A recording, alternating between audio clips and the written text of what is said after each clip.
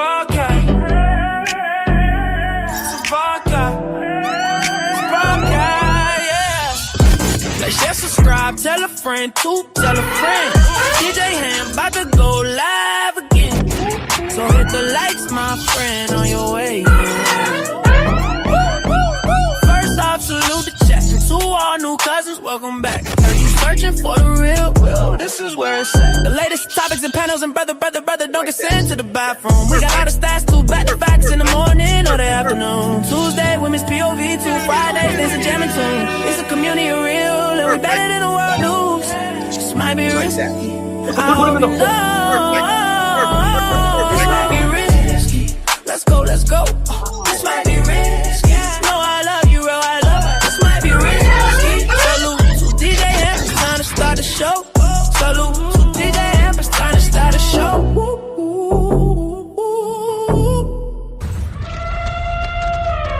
Run, it's a stampede!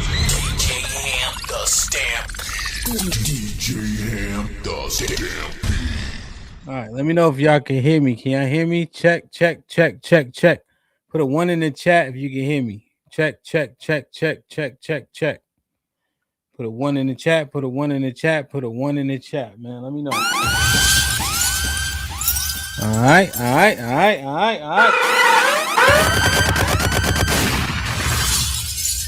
Like, share, subscribe, tell a friend to tell a friend. Hit that like button right now if you can. That helps the channel the most. Let me make sure I got all my settings in order. It's a very important and conducive conversation, hopefully, man. So hit the like button. Let me know it's real. Let me see. They got all the settings in place. Let's get the weekly super chat goal going for the Friday epic show. Help us hit this goal. Please hit the like button. I hope that everybody here so far saw the Wednesday show. Although the show was a short one, it was epic. It was super informative. A lot to think about as men as we continue to navigate and try to understand masculinity, how it's displayed, how it shows up, who can be masculine in the first place, how it's clearly defined, you know? So this conversation is going to take a lot longer, but I thought it would, though, right? Because there's been so much terminology. Hold on. That hasn't been used intentionally. You know, a lot of things are used colloquially. A lot of things are used as insults, you know, masculine, feminine, sass, all this shit, right? You a simp, you a panda bear, you a pick me, you a mammy, whatever this shit is, right? So now we're trying to clearly define things and use things as they were intended, right? The denotation as opposed to the connotation. We focus a lot on the connotation and we don't understand the actual definition of a whole lot of words that we continue to use over and over and over again. You know what I mean? So like, share, subscribe, tell a friend to tell a friend. So to the 50 people in the building, please hit the like button. Please hit the share button. Please hit the subscribe button if you haven't already, because that helps the channel the most.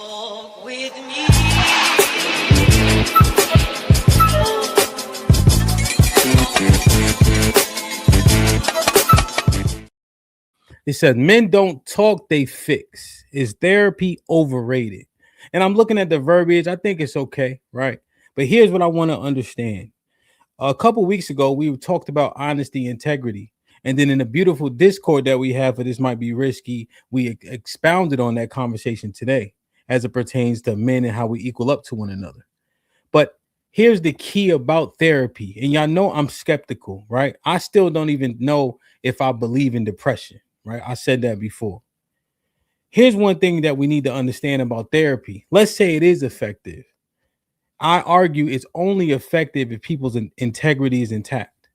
And what we know about in the earth today, integrity is probably one of the lowest things that we see with most people. It's definitely low on the totem pole. When we look at the news cycle, social media, etc., it's not about being right. It's about being first, right? People are literally willing to do any and everything to one another to get a story out, to embarrass people. People watched a man get stabbed to death on Instagram and recorded it from their car.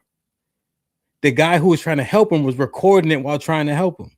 He finally got off the phone and called the police, right?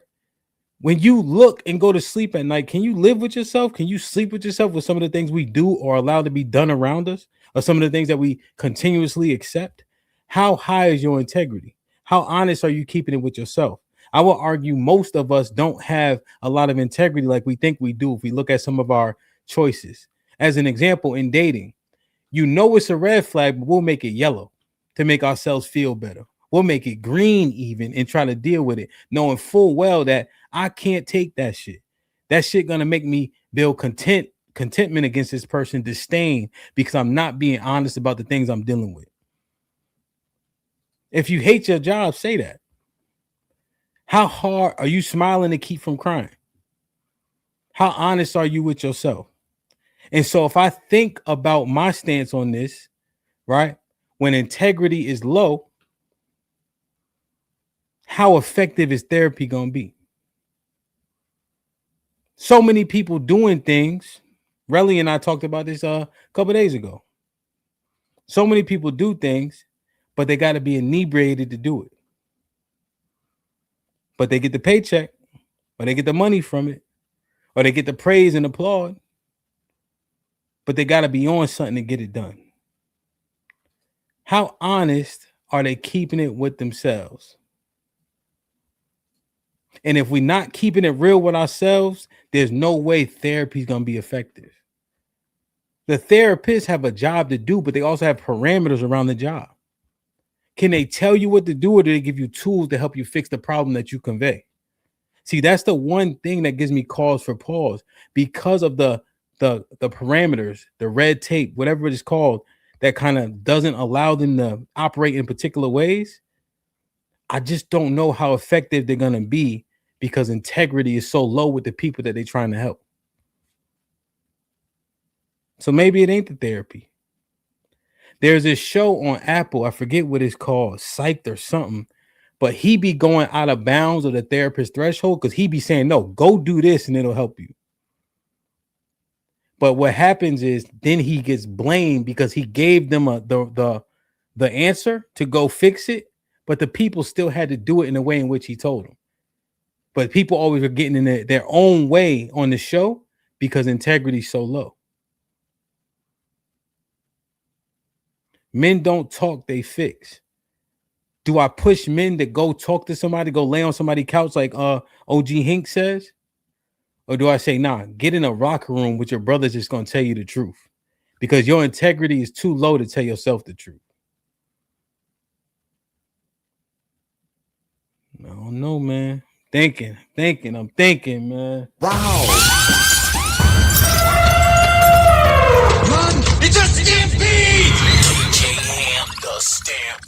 DJ Hamp, the stamp. Hey, Callie, make sure you clip that for me because it's so early. It's only 100 people here so far. All right. Wow. Hit the like button. Hit the like button. Hit the like button. Let me bring my brothers up here and let's get it popping, man. Salute. A couple brothers will be joining as well.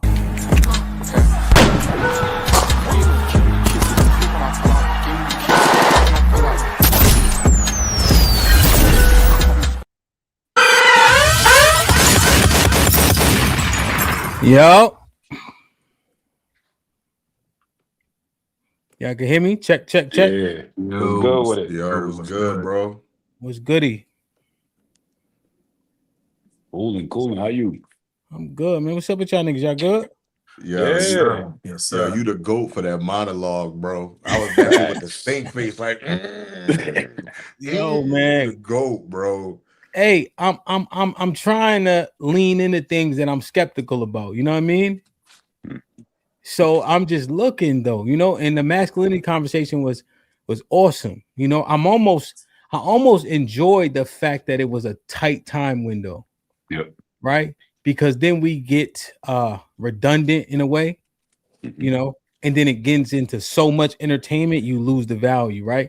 And then you kind of trying to stretch it. Now, that panel we had, all y'all can talk, right? So we could have probably went for hours, But something about that time period, it was good. Like it was good, And so a couple other brothers be joining us here shortly.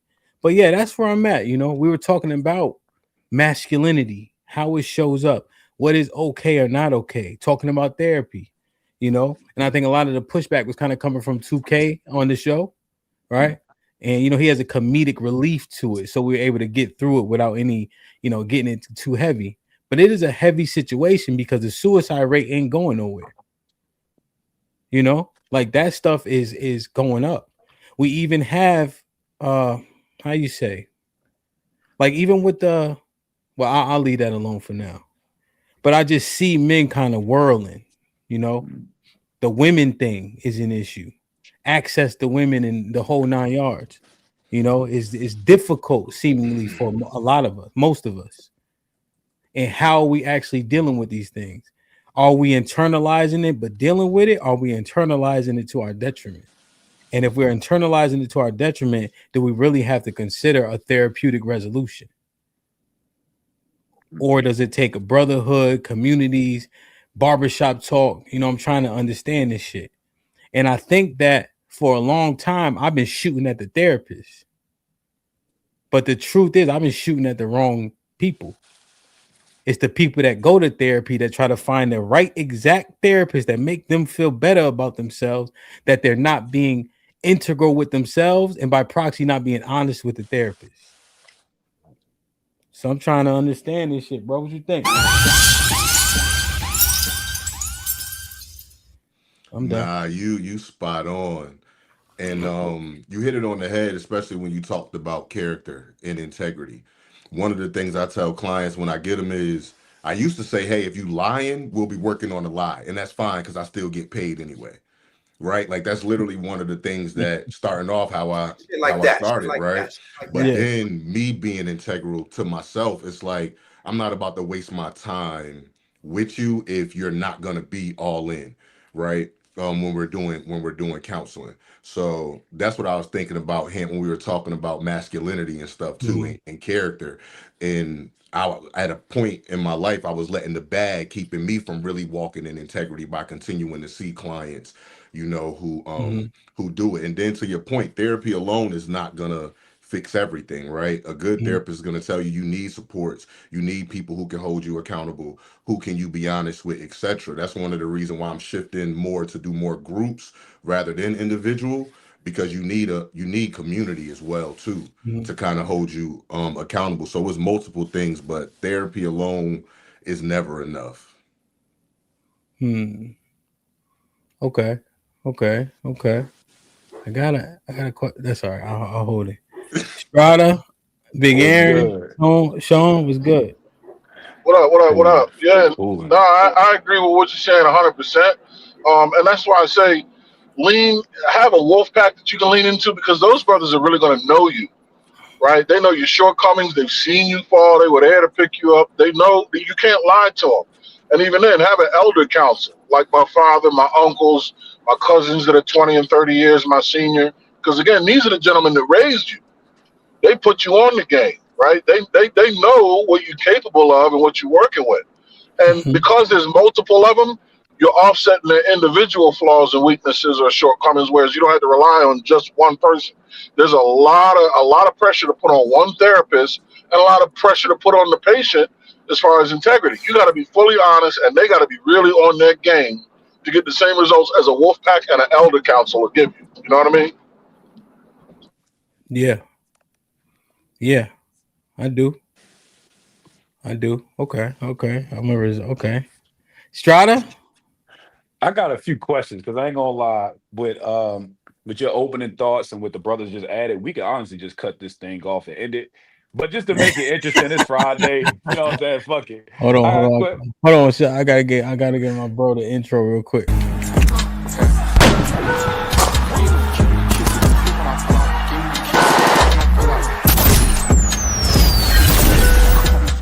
Sha, what's goody? What's up, good people? Great conversation this morning, man. Oh yeah, Shout out to the brothers in Discord, man, for trying to make us be better, man. Wonderful conversation I was part of this morning, for sure. That's a fact. We right around it too right now. Go ahead, Strata. All right, so Hamp, this is the question I wanted to pose because I think y'all kind of nailed the statements down, right? So, Mr. White, with you being a therapist, bro, does your integrity and your foundation matters before you even see anybody? So, like, what do you base your integrity off of before somebody walks through your door? And does that matter to the people you see as a therapist? So it depends on the how, right? So you can not be a good person and not have integrity and still do a good job, As a right? therapist? In Okay. Or just anything. period. That makes Yeah, so sense. just Okay. so just period. So it is separate, and as therapists, we're trained to, or we should be able to separate our stuff from their stuff Hmm. when we are working with clients, or to be kind of mindful, right? To have the Hmm. self-awareness to understand, okay, is this more of me kind of bleeding over into this situation? So like that was one of my struggles when I worked with black men, right? That reminded me of myself. Some of my personal beliefs or core feelings about things would kind of start to skew some of the things that I was telling them. And so I wasn't giving them like the autonomy piece and building them up and allowing them to kind of get to the place to where they can realize some things on their own. Hmm. Right. Okay. So, but then on the flip side of that, to my point, like some of the clients I was seeing, where I'm like, okay, you got good insurance, you want a bull jive, bet. You know, you Let's got do it. that state insurance reimbursed at 181 an hour. Bet we could sit here and talk about your lies all you want to. But that was a personal thing within myself. Like you can't put a price on, I don't want to put a price on anything that I do, you know? That's So solid. That's solid. And I asked that because I think that, Ham, to your point, when we talking about therapy and integrity, it is a dance, and it's a sweet dance because if I'm being integral with myself, I have to be transparent with my therapist about what I need help with. And on the flip side of that coin, across that couch, they are going through the same war. What is the Mhm. right thing to say? What is the thing that needs to be said? And how can I do that and keep my job? Right? How can I do that and still keep my reputation intact? And so that's why I asked, like, mm, it just seems like a beautiful dance, Hamp. But to your point, before the patient walks through the door, it is more on that person to be integral before you come in. You have to, right? Because at least the therapist can lean on the standard. You can say, based on the standard of what I've learned, this is the rubric I'm supposed to tell a person that tells me this. The patient ain't got that. Ain't no rubric to you coming in and giving, you know, your your take on things. So I think if we're just gonna stick to the idea that I'm leaning into, all right, if you're gonna do the therapy thing, you have to have integrity. But I'm kind of like you, Hemp. I'm still on the fence with this therapy shit. But I do think it is a dance between therapist and patient to display that integrity throughout, or else it becomes bullshit. yeah, let me throw this one little piece in too, right? Everybody don't need therapy. So I think that's the thing too. Typically, what as a therapist, what we'll look at is just how you're functioning in the different areas of your life, right? So do you have solid relationships, right? I know Hamp talked about he don't believe in depression, right? But how do you handle your emotions, right? What are your thought patterns kind of like? So we explore the different areas of your life. If you feel like you're good and you don't have no issues, then yeah, you don't need therapy. Hmm. So Damn. Now, okay, Sean, What's up, Shy. y'all? I wanted to Hey, get the y'all. question because I think I came in while y'all were talking. Like, I don't know what the question was.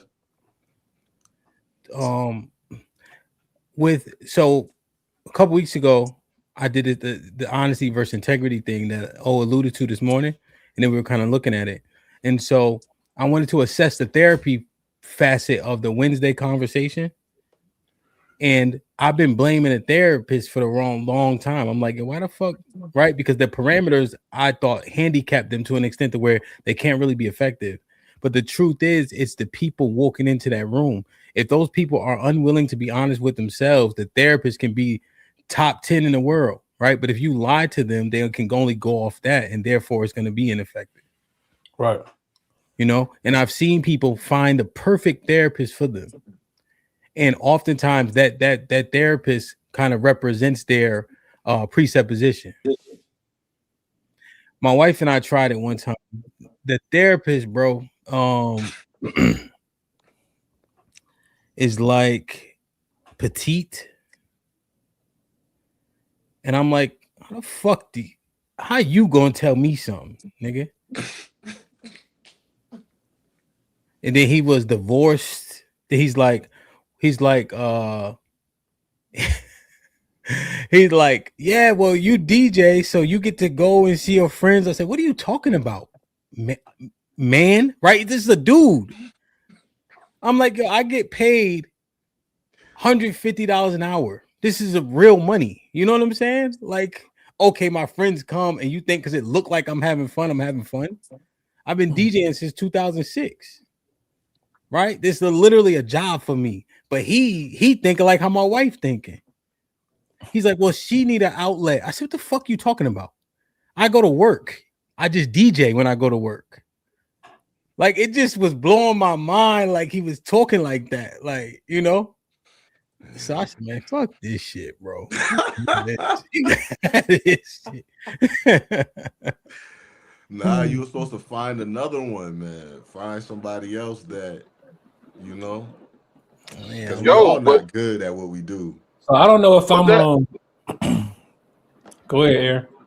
No, I was just gonna say, but you run the risk of getting addicted to that, right? The unintentional confirmation bias. Like, you're not gonna move on to another therapist if you're the person benefiting from that transaction. Like in his wife's case, she's not gonna want to move on.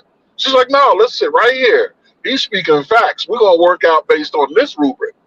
You know what I mean? But when you're in therapy by yourself, you can there's still the potential that you're going to run across confirmation bias opportunities, and they may be exactly what locks you in that chair right there. Okay, so I agree, but I think the answer for that is you guys have to know what you're looking for in a therapist before you go to choose one. Right. So what type of questions are you going to ask? What type of things are y'all looking for to be aligned with? And the therapist should give you those things when you meet with them, right? So like, hey, I'm not going to be biased. The relationship is kind of my client, not either of you. I do encourage y'all both to have y'all outside supports, etc. Let you know, hey, I might not be a good fit. If I'm not, here's a list of other people who could possibly work based on my recommendations, right? But I think like anything, we need to make sure that we are doing our due diligence before we even start looking at therapy, to one, even understanding what it is the therapist is supposed to do, looking at what different certifications and things like that, rather than just going to a therapist just to kind of do it. Yeah. So I guess I'm a person who's been to therapy before, actually a couple of different times. I went for myself first, then I had a brief stint when I was in my last relationship. We went to couples therapy. For me, I remember going, right, because first of all, I think people who haven't had like any direct trauma or events that happen in their life that they got to work through, I don't know if therapy could be, I would say maybe like a wolf pack, people in your family, people who know you and I guess are doing things that I'm rambling a little bit. Let me just say this part. So when I went helping everybody, I had moved away from home, and I think all the things that I had ran away from dealing with my family, it was kind of coming to head, right? It was like around 2015. Here's how I know like therapy was helping me. I remember going in and telling my therapist how like I always prided myself on being like a lone wolf. Okay. I enjoyed the fact that I didn't need nobody in my head. I told myself that I don't need nobody. I can go anywhere in the world and I could take crumbs and build a hut to protect myself, right? That was my mindset. And I guess I got lucky, right? Because the therapist was like, well, tell me about this lone wolf thing that you're so proud to have. And I shared this with y'all in the Discord. From that, I learned that I had some abandonment issues due to being in a situation where my dad wasn't around. And the people who I thought at that time in my life were responsible for making sure, hey, you're not doing right by your kids. You can't come around and be comfortable, because we all see it. But I watched adults allow my father to not do his job. And to me, it said, man, fuck everybody. Like, you got me, my mom, my brother, that's all I got. Everybody, that's how I figure out. And I went through life having this mistrust of everybody. And so it was manifesting in my relationships too, where I thought I was practicing strong boundaries. And it was like, nah, bro, you got abandonment issues, bro. Like, you trying to make sure you get them before they get you. That's why the smallest infraction, you taking deeper than it has to be. You running from any type of real commitment because you struggle from what happened in your childhood, looking at the adults that were supposed to take care of you, not be committed to you. Now, at the time of my life, right, I didn't have a Hamp, I didn't have a Strata, I didn't have a Shun, I didn't have an old men who have experienced life as well, been able to internalize it and do what they need to do. So at that time, I just had my whoremongering friends, right? So we ain't doing nothing but hitting the women. When it comes to talking about this type of stuff, everybody get like, yeah, you right, yeah, I feel you. It wasn't a real, conversation. So for me personally, I needed some outlet to talk about these things that I think I was able to mask by enjoying living in Atlanta, right? But I don't know if I was integral at that time. I'm just running my mouth the same way I'm doing now. And like I said, I think I got lucky because that particular person was a black male. I was very intentional about getting an older black man. I want like an old black man, 50 and up, right? And he was able to kind of decipher what I was saying.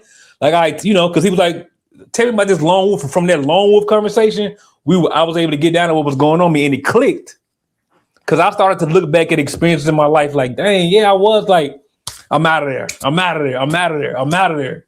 In all these situations and relationships. So it did help me specifically. But the second time, I think in my relationship, I learned, man, if I would have had more men that I could talk to, I didn't need therapy at that point. I just needed other men who had went through what I went through to be like, nah, Shad, you kind of think about it this way. Think about it that way. That would have helped me. That's kind of my experience. So, what was his conclusion? Was it you or the people? It was me. Okay. I mean, right, the people, because, at some point in life, the people who were they are, their limitations, where I had to work through all the forgiveness. Everyone has limits. Just because they're your parent don't make them perfect either. Just because they're your grandparent don't make them perfect. You got to understand that the people around you had limitations based on what they did or did get. So stop blaming everybody else. Let's talk about you and what you've decided to do based on what you've experienced in life. Okay. That's what our conversation was about. So what he articulated to you, right, which brings the conversation full circle. Mm-hmm. And I'm gonna be facetious. Okay. All he told you was man shit. I can receive that. Yep. Right. Build a bridge and get over it.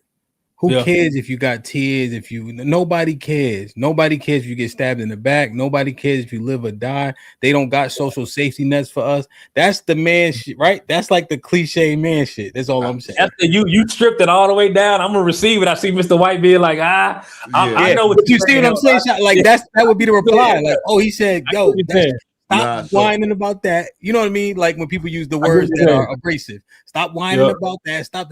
Niggas don't give a fuck about none of that shit. I get what you're saying. You see what I mean? Like that's how people, right? A Neanderthal like myself, I'd be like, nigga, you just. Yeah, I get what you're saying. I'm curious to hear what Mr. White think about how you stripped it down, but I feel you. That's a little ass hood on that hoodie. Did they make a mistake? You said what? I ain't saying nothing. Go ahead, talk your shit. It was in the van. I had on my other shirt. I had I'm saying the hood ain't hooding. However the girl said. What, nigga? Anyway, go ahead. I get the Neanderthal comment, but I think the big thing that he did was he brought awareness to it, right? So Shy wasn't even aware how all of these things were affecting him. We know what we're supposed to do, right? We know, Dag, I'm supposed to be a good dad. I'm supposed to want to have long-term relationships, but a lot of times we don't know the why. And the why piece and having that revelation does kind of assist. And I think, and Shy, correct me if I'm wrong, it seemed like he asked you questions and explored to help you start to see some of this stuff for yourself rather than just tell you what to do. Yeah, for sure. I had never thought about something. Yeah. I had never thought about a lot of things we talked about. But that's just me. You know what I mean? I don't know how many people have that direct, because we talked about it. My experience, I didn't take that long. Once it clicked, I was like you said, bro, stop. It's you. Start with you first and then move accordingly that way. Start with you. Don't go back to what the dad didn't do, what they didn't do. Start with you first as a 30-year-old man and then go from there. It worked. It clicked for me. Now, so and right, so this I was just thinking this. So I got this here. I was just T.O. said, I could have told you that shit. And so that's another thing, Chad, that niggas do. Like, shit, you could have gave me $50. So I guess the other thing, and this is Sean, you been in therapy? Strata, Aaron. Yes. Can your wolf pack, the people around you, do what the therapist does? Yeah, for sure. Yeah. Is it that simple? Like, No. I mean, wait, so no, it's not that simple, right? Because even dude Okay. being like, I could have told you that, it would be interesting to see who his friends are and what they put out in the world, right? It's easy to say that in a vacuum, right, in the comment section, but let me see the 4 closest niggas close to you, and let me see what their results are in life. What are they doing with themselves? What is their disposition when they enter the earth, right? Yeah, it's easy to say that, but you know what I mean? And I also said that at that time of my life, I didn't have the men around me with that type of insight. And I would argue, based on what the world looks like, the majority of men don't have dudes around like that, especially younger, maybe at 40, yeah, 29, 30. Or maybe I'm just not as lucky to have a circle of men like that around me. But I don't think the majority of people have men like that around. They could break it down like that to be like, all right, bro, I see what you're saying. okay. I do got a In little my bit case, of. Go ahead, Aaron. You got it, bro. in my case is a little different. It was more of like kind of an occupational therapy. Is when you come back from out of country, the military service members are required to go through so many hours of decompressive therapy. So the answer to the question, I don't think so. Even if he had to go through the same experience as I did, because the word I think Strata used earlier, rubric, right? There's a very specific rubric that was used, but it's contextually based. It's not really based on me, right? It's based on the circumstances. So I think it's different. And I think that's the circumstances is perfect for a therapist, where there's a very strict rubric and a very direct goal to achieve. But I do believe, like a normal like a life therapist, the traditional therapist, I do believe my wolf pack and my elder councils together can get that job done. Yes. Okay. So that's one thing that gave me. Go ahead, Mr. White. Nah, I don't agree. Right. And I think about, because I feel like if we honest, right, about our wolf packs, we don't even talk about the emotional things, the deep things. We don't even have the awareness to ask that question, right? Like to Shad's point, when Shad is like, he's like, yo, so tell me about this lone wolf thing. Where does that come? Niggas don't be asking explorative questions like that. Not for real. So like we got to be honest with ourselves too. Like we do not get that from our wolf pack. Hamp, the dudes we grew up with, we talk about dressing, fighting, sports. That's it. So are we really do our wolf pack really have the tools or the skill set to listen, to look outside of from different perspectives, to challenge your thoughts? Or are they gonna say, nigga, shut up, stop crying and man up? Tools and skill set. Tools and skill set, I'm not so sure. But the one thing about your wolf pack is they know you enough to not have to ask that question. They already know about this mindset that exists within you and can kind of work around it. Unfortunately, the conversation is going to be much more colloquial and less clinical. Yeah. There you go. But the fact that it's your wolf pack, we don't need to ask that. I already know where you are with that. You couldn't punch your way out of that with scissors in your hand. Nah, Aaron, them niggas is like this, right? Let's say niggas say, yo, I'm about to run down on these niggas for XYZ, right? It could be about a girl, money, any niggas like, what we doing? Niggas don't be like, well, let's think through this. You can say, nah, what we doing? Go ahead, talk your shit. What you want to do? Yo, just hook off like that. It wasn't even about no analyzing. It was just about whatever you doing, I'm willing to do. Hey, it was me, Crack. We was riding with Pitt and Naka, right? So not gonna get mad about something. So now he driving 150 miles per hour, right? Me and Crack in the back, like, fuck it then. Yo, it wasn't even like, yo, Knock, you should slow down, Knock. It ain't worth it, Knock. It's like, all right, well, we going wherever we going. like, I just, damn, son. I don't know, Aaron. I don't know, bro. Yeah, your friend group and therapists serve completely different functions. Like literally completely different functions. Mr. White is going to get you in there. He might, let's say if you're a teen, you may need CBT. So he may be working on that. He's trying to give you the tools you need to navigate, to manage your behaviors, to regulate your emotions, things like that. We don't even have the wherewithal to even know those things exist. So it's completely different things. So to his point, the people who don't need therapy, your friend group can fill that gap until you get to the point where you need therapy. then you need a professional who has these skills and these tool sets to help you.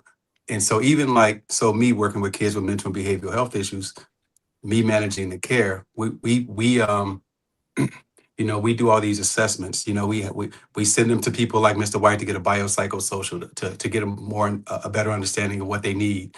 So then that comes back, and before you know it, we have an individualized service plan. And then with Mr. White, once he gets to it, he has his plan. Then they may need something like a behavioral assistant. So then there's a service plan for that. So there are so many different layers of things that people need. And then too, a lot of people, kids, let's just say, for instance, they need, let's say, residential placement. And so now we rely on everything they've done with Mr. White. Once we've exhausted all the things that they can do in the community, then they need a higher level of care. And so then you're relying on the expertise that they have to then say, you know what, this kid is appropriate for residential placement, and he needs this when he gets there. And so it's completely different. Completely different. Can I? Oh, yeah. Let me read these three. Aaron with the $5 for the goal. Also, Mr. White, where are you located? You Hamp, brother, I'll trust you before anyone else. So Aaron looking into it, but he in New York though, eh? Hey, I do coaching. I do coaching too. You do coaching. Which I prefer coaching over. Are you licensed in CT now, right?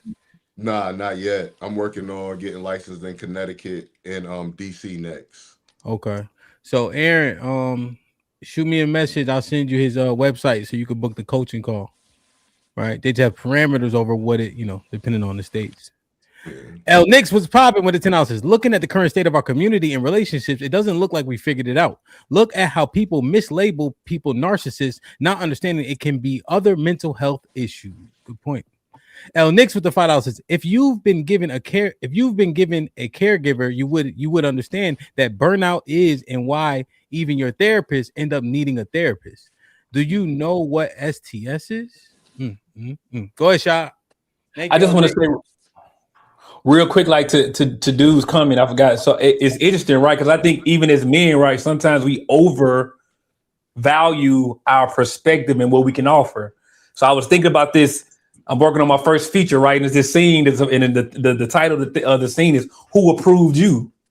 So who approved Shy to be able to go to give other people advice, right? Just because you're in my wolf pack, right? That camaraderie is there, but what rite of passage did you go through as a man to be able to go give other men advice on life? And I think that's something that we don't talk about often as well. Now, what I love about what we do in Discord, we was having that conversation today. How do we rank ourselves and those types of things? But the idea that just because our wolf pack is quote unquote successful, what rubric are we using to say, yeah, what you put out in the earth could be useful to somebody else? How do we evaluate that? So, like, you know what I mean? So him saying I could have told you that, it's like, yeah, it sound good in the comment, but when we talk about the things that people are actually experiencing in life, you know what I mean? What's happening? People dealing with molestation, people dealing with abuse, people dealing with those types of things. Can our wolf pack really help us in those scenarios? Maybe, but it's guessing. And I guess what I'm saying is a therapist should be someone who has gone through a certain experience to be able to assess those things that kind of spoke to what Sean said. Let me add this real quick, Shad. You don't pay a therapist for what they say. You pay them for their experience, just like the mechanic. Mechanic comes, look under your hood, he hits one screw, and he'd be like, that's $800. You didn't pay him for the screw he turned. You paid him for the experience to shorten that gap between the level of understanding. So I think that although things can be like a one-to-one, like, yeah, your homie could have told you that, but the experience is what you're paying the therapist for, and that's why they charge what they do. Now, here's what I do want to bring up too, Hamp. What do you think about questioning, or at least asking the question, the education that the therapist has, what is that based out of? Is it spiritual? Who set the standard for how we diagnosing and labeling things? Is that important to get to the result? So that's another thing, Strata. The Greeks and the Athenians and the boy lovers out there that we got a lot of these concepts from, I don't think that shit overwhelmingly applies to us. They got a different logic. They move differently. So how am I gonna assess myself based on fucking Plato and them niggas? There you go. I'm on mute because I'm curious to see what the fellas think about that. One thing I question, Is it that simple? You think white men think the same as us? Because I guess I'm thinking about doctors, right? Like you go to. So what I've learned as a filmmaker, right? You learn the rules, and then you can break the rules. You Okay. got to learn the rules first, and then you can break the rules. So Okay. I don't know if, like I said, I went to an old black man in Atlanta, right? I don't know if he, right? He might have gotten some of his inspiration from Greek, and I'm gonna let Mr. White edify so if it's actually from the Greek, because I don't know. But then I'm saying he's also aware of the cultural, the individual experience of his client. So let me just make a hypothetical situation. A white man gets punched in the face. A black man gets punched in the face. Is the trauma different because the skin is different? Yes. Okay. But see, I don't know that to be true. I mean, I don't know. Like this. Is it illegal to get beat up by a white boy where you from? Yeah. It's illegal to beat up from a black boy too, though. I mean, you can. I'm talking about. Yeah, stop that. Because if a white dude beat up a black guy from the hood, he getting clowned too, right? If some white boy from the farm beat up some black dude from the hood, talking about, yo, I could fight anybody, he getting clowned too. It worked both ways. And respectfully, guys, respectfully. No, Tarus, that's not how it works. It does. That's not how it works at all. Yeah, you cannot lose. We know you cannot lose a fight to no white boy. I seen my black homeboys clown other black. Jesus. Good morning. I've seen my black homeboys in the military clown another black dude from getting beat up by some white boy in the suburbs. Because you know what homeboy was saying here? Dude, I'm from the hood, bro. I'm from the hood. I know how to fight. You can't. Every single one of y'all done heard that. That's what I was saying. Oh, we said it. Yes, I'm saying it works both ways. What you mean both ways? Like if you said it's illegal for a white boy to get beat up by a black guy, right? No, for a black guy to get beat up by a white boy. Right. And what I'm saying is the same way. Right? Like if a black dude goes into somebody else, like the farm area or the country, and beats him up, they gonna look at that white boy differently too. That's a fact, Hamp. Oh no, I can't concede that.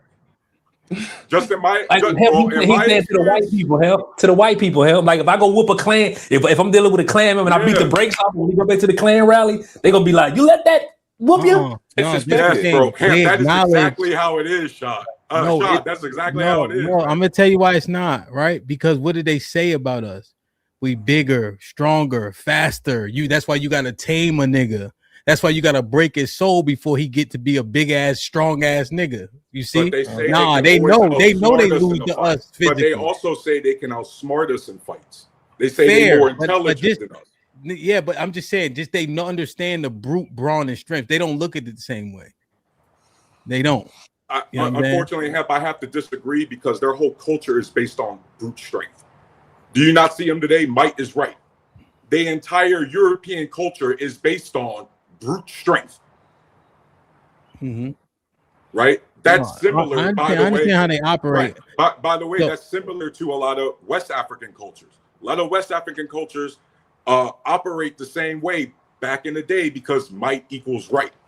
And so the same thing that you're talking about, Hamp, I know you don't agree, but unfortunately, I've seen it with my own eyes, bro. If a black dude beat up on a group of these white guys that act like that white boy is getting clowned, bro. Yeah, no, I'm saying that I haven't seen it, and I don't think it's true. Okay, I disagree. Yeah, I'm not negating what you saw. You know, yeah, I know more people than you asshole. Hey, Truth, I'm glad you hit the link though too, because I know that you've been to therapy and things of that nature. So sorry, say again, my bad. It's just co-sign. I'm still in therapy. Okay, yeah. So I'm glad you hit the link because I know that you have a good outlook on this. I know Shad went. We talked about it previously, and then obviously Mr. White is a therapist. That's one thing I kind of want to continue to mine out, Truth, right? Do you think a regular person can give you what a therapist give you? Yes. And I know that a therapist doesn't have to be experienced in what I'm experienced to help me. Because if that was true, I wouldn't be standing up here functional in front of you men right now. Oh, you saying a regular person who's not a therapist can do what a therapist does? So when you guys was mentioning Wolfpack, okay, I think a Wolfpack or your friend closest to you can do it to a point. I think you need a therapist to take you to that next level, if you guys get what I'm talking about. Right? Because at the end of the day, sometimes your homeboys, your wolf pack, if we're going to keep this analogy, sometimes your friends might not tell you everything you want to hear because they were, you get what I mean? They let's be clear, dudes don't want to hurt each other's feelings like that. You get what I mean? But sometimes the therapist, they from the outside looking in, they don't know you. Right? So they can see your facial expression and be like, that's not how it really went down, right, Hamp? What if you could put yourself in her position or his position, what would that person say about your behavior? That's the kind of stuff that I get from my therapist that my friends don't get. You know what I mean? It's a lot of different perspectives. And on top of that, again, like if you're not experiencing something, that doesn't necessarily mean you can't speak, because a lot of the issues we're talking about are minority anyway. For example, if I can only rely on a military person who's a licensed therapist to talk to me about combat PTSD, that's a very short list of therapists I get to choose from, if I can even find any. You see what I mean? If I can even find any. Because as Aaron knows, as Fantastic knows, less than 3% at any given time of our population has been in the military. Even less than that has been deployed. Even less than that has been in combat. So you see how niche and specific that experience has to be in order for me to be like, well, you can't talk to me if you ain't ever been in combat. So so that to me that resonates with, you need a trained professional, right? Just for sake of conversation, that is high in empathy, right? And understanding, because they may not have that exact experience. Okay, that's a good point. Mr. Williams was good. I just want to say something, Mr. Williams. Mr. Williams was popping. Hey, go ahead, Shad, and then I got a question. Go ahead, Shad. Just one more thing, and then I think the Wolfpack is in question because the data is saying, particularly black male suicide is increasing. It's not getting better. It's increasing. So the wolf packs that are currently existing for black men are in question. If we don't need the therapist, we can go to our homeboys. Then what's happening with our wolf pack with a suicide rate? Just a thought, not necessarily saying I've come to a conclusion. Just a thought based on what's been said so far. What is happening with our wolf pack that they're so good? Why is black male suicide increasing? Yeah, and I think hey, I'll be right back. Okay, I think too the thing about the wolf pack is they're gonna be biased too, right? Versus a therapist, like I'm neutral. And that's why as a therapist we don't work with our family members, right? Like that dual relationship does matter. So if something happened to you and you feel some type of way, F it, bump it, let's go get it. I'm not gonna ask no explorative questions. I may not even ask you what you did wrong, what role you kind of played in it. Like Hamp said earlier, we're gonna be ready to ride for you because nobody don't hurt my man. You come after somebody in my wolf pack, you come after me. But as a therapist, I'm literally like neutral. There's no feelings attached to it at all. I think it was on Mr. William. I interrupted you, Mr. William. My bad. Hey, what's up, y'all? Salute to everybody, man. Happy New Year as well, because I haven't seen any of y'all. So, the Wolfpack thing, it helps you to a certain extent, but you know, like last year, one of my closest friends deleted himself, and he didn't come to us with everything, and it was shocking because he was one of the strong ones out of all of us as well, and he was, you know, older than us, but he generally could give me advice as well, but he was just hurting because of his mom. He had lost his mom, and so he deleted himself, you know, and I wish he would have talked to a therapist. You know, that saved my life. You know, I had got diagnosed with a disorder called adjustment disorder because all the things that I had been doing with my life and adapting to everyone else's situations and putting so much on me, I was forgetting about myself. And then I was ready to explode. I was ready to crash out. And then I wound up making the decision to go to therapy. And I had to deal with someone who was not my color, was a female. And I actually had to be transparent with her. I had to tell her the truth because I really wanted to get the help, because they're only going to go by what you tell them and then try to come up with a plan to help you. They can't live, they're not going to tell you what to do, but they can give you options. They can make sure that when you are doing corrective things and you're starting to heal, that they're giving you that. So, it's kind of difficult, but you have to be really real about wanting to get help. If you have mental illness, if you actually have those things going on, depression, anger, you're not sleeping well, because that's another thing as well. You have to get rest. You have to sleep as well when it comes to therapy. And, I had to be on a medicine to help me sleep more, because in 2020, when I lost my dad, that's what pushed me over the edge, because I didn't have that, I didn't have him anymore. That was my main advisor when it came to dealing with life struggles and all of this shit. So I had to, I just had to try it, and it worked, So this is a great question. And then I have another question. Suicide, right? I wonder how many of those people are in therapy and still go through with it. I wonder if it is an actual and genuine offset. But this is a good question. We can answer this. So my brother Ronnie in the building says, how would one know if they needed therapy? And let me just read this one. Ellen with the 10 says, the majority of our people as a whole don't care about being able to adapt the continuous changes in life. The wolf pack can teach you more about life in the world than the therapist. I don't know, man. It's theoretical. What if your wolf pack doesn't know anything either? That's what I just said, right? It's theoretical. Like, if your wolf pack realized that y'all all have Let's get Mr. Fantastic in. Let's do this, Truth, real quick. Let's get Mr. Fantastic in. That way, everybody in now, and then we can just talk. Mr. Fantastic, what's poppin'? Yo, what up, man? Everybody. Yeah, man. This is a very important conversation, but that super chat just shows the dearth and the just niggas don't know what the hell they fucking talking about. Niggas couldn't name you two fucking base psychologists in the thing, right? But yeah, bro, no. You niggas work for Walmart and fucking Amazon. What the fuck you know about mental health? What's wrong with y'all, man?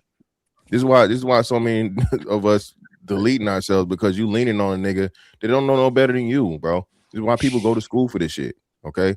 Shout out to Mr. White, right? Again, bro.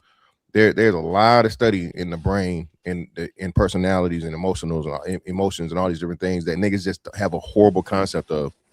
Niggas don't have a base understanding in the most important things in human life. This is why niggas man your way through it. Man. You don't supposed to complain. You ain't supposed to this. You ain't supposed to that. And this is why niggas end up killing themselves, because they put this bullshit ass standard of masculinity on here. You're a human being first, bro. Humans have limits. You have physical limits, and what you find out is you have mental limits. And a lot of times your mental is way fucking weaker than your physical. Very few people have what do they call it?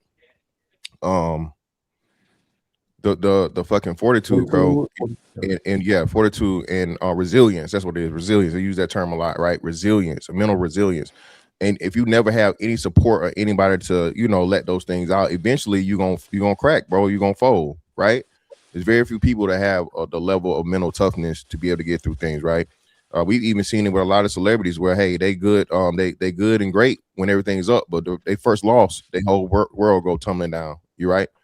People talking about Delonte West. Delonte West was suffering from mental illness and so on and so forth. As long as he had that NBA money and the NBA shit, everything was cool. But as soon as he got away from that, the brother, huge steep decline. So again, man, one of the biggest issues and problems is the lack of understanding of the importance of mental health. We definitely need to encourage one another to, it's not, you're not soft, you're not weak, you're not whatever that shit can save your life, bro. Because like you've been pretty much making your way through it, right? It's like you making shit work, but not using the proper technique, nigga rigging it. You nigga rigging your mind, bro. That's dangerous. That's a dangerous game to play. All right, and it don't just affect you, affect the people around you. That's all I got for now. It's fantastic. Are you saying, when you say it's a human thing, you're just saying that people have a breaking point or a threshold, regardless of gender? Yeah, all human beings, regardless of gender, race, reason, anything, so on and so forth, have general basic principles when it comes to your psychology, right? So what you were saying earlier, come on, bro. White man, black man, polka dot man, we all think the same. It's the same base nature. Now you're gonna have some nuance and things once you get into it, and culturally and regionally and things like that, so on and so forth. But just base nature is all the same shit, and then it just grows from there. Okay. Anybody want to get in? Yeah, the I got a only way question. anybody could disagree with Fantastic is if you think mental Twofold. health is purely domestic. That's the only way you could disagree with Mr. Fantastic. If somehow you think serial killers don't exist anywhere else, is if somehow PTSD or any sort of ADHD don't exist anywhere else. It exists in every single place where human beings exist. We're gonna have mental health problems. I have a question for No. Mr. White. Okay. My bad, Hamp. Hey, Go ahead. Mr. White, have you ever had a client come to you and they like, yo, I need to see you, bro, blah, blah, blah, blah, blah. And then after you listen, you be like, bro, you really don't need to be here. Well, it depends. No, I don't think I really had somebody that said you don't need therapy. Not necessarily. I'll start off meeting with pretty much anyone because it's hard to determine that with just one Whether they need conversation, it. Yeah. right? But I will say, because typically, so with the first session, the first thing we're gonna do is I'm gonna do an assessment. That's when I'm getting all of the background information. Hey, what's bringing you here? How were you raised? Any drug use? Any trauma? Did you have all of the things you needed growing up, kind of, etc., to give me an overall kind of picture of you. Now, in terms of the frequency, that varies, right? So I do have some Okay. people who, depending on what they coming in with, okay, hey, let's just meet up back in 2 weeks, or hey, you pretty good, just try this plan, follow up with me in a month or so, Got right? you. Versus if the Okay. symptoms and things are more severe and they don't have supports or they pretty much drowning, okay, hey, we might need to meet weekly. So it Yeah. all Okay. depends. It all depends. So my next question would be back to the question that Hamp brought up. Like, when would a person know? Like, if you got to rely on your self-awareness to get to you, Mr. White, what are some of the things that we need to be looking for when we assessing if it's needed? I would just look at your life and how you show up in the different areas, right? So you could just look at Hmm. like work. What is things looking like when you at work? Do you got good boundaries, good relationships? What are the people closest to you telling you? Right. So if they're Okay. like, yo, you're not controlling your emotions, or hey, when I crash out a lot, you might need to talk to somebody about it. So really it's just looking at the different areas of your life. And I think if we're honest, when we alone, that's when like, dag, Okay. I'm Okay. confused, or dag, I can't figure this out, or I keep having this reoccurring issue. Okay. Right. And I think it's That's all. just like physically, right? Like, yo, you got a little cough, ain't nothing wrong with getting a checkup, right? So that's why I feel like every man doesn't need therapy, but I think everybody should go, right? Find you a solid therapist that you could build that connection with kind of early on, and then maybe meet with them just once a quarter as just a check-in. That's what I still do. So I still see my therapist once a quarter just to kind of keep him updated, let him know kind of where I'm thinking at. And I love the questions that he asked me because it gets me to focus and look at things from a different perspective sometimes, So that's my normal recommendation. Okay. That's solid. That's solid. So would you need integrity to admit that you need therapy? Would your integrity Absolutely. have And to it kick takes in? humility too. Like, that's the Yeah. problem. We don't want to humble ourselves. And you can see it even in some of the comments where we swear we know everything. Can't nobody tell us nothing. Right. And even the, hey, you a man, like when Hamp, to the question where Hamp was like, as men, we fix things. If I want to build a house and I don't know how to build a house, it's going to be a terrible house. Everybody in the house is dying. Right? We don't know how to be men for the most part. People haven't taught us how to be men. We're not reading no books on it. We're not doing no research on it. We're not even reaching out to people who do it well. And yet we're supposed to just go forward and do it. Like, that's not wise at all. Hmm. Okay. So Solid. That's all I have for now. So you had a question? Nah, I'm good for now. Let Be Nice hop in. I'll Be, get on the back. Pause. Be Nice was good. What up? Good morning, everybody. How we Good doing? morning. So I mean, I haven't really been listening in too intently, but I mean, I'm pretty sure this is stemming from the conversation we are kind of having yesterday. right? Like the therapy stuff, or not? Yesterday, There wasn't a show yesterday about therapy. Wednesday. Wednesday.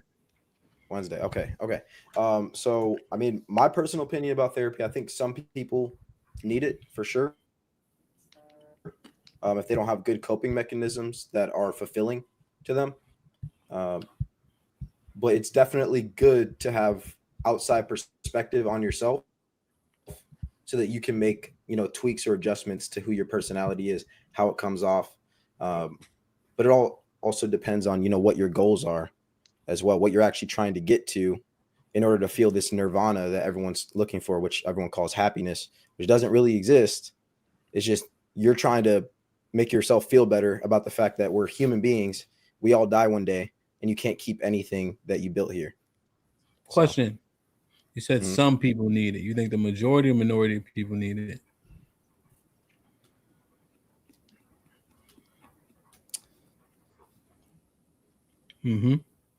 I think majority of people probably need it. Yeah, definitely. Need therapy? Yeah. So you think it is effective? Yeah. Do you think most people have I don't integrity? know if it's effective. Oh.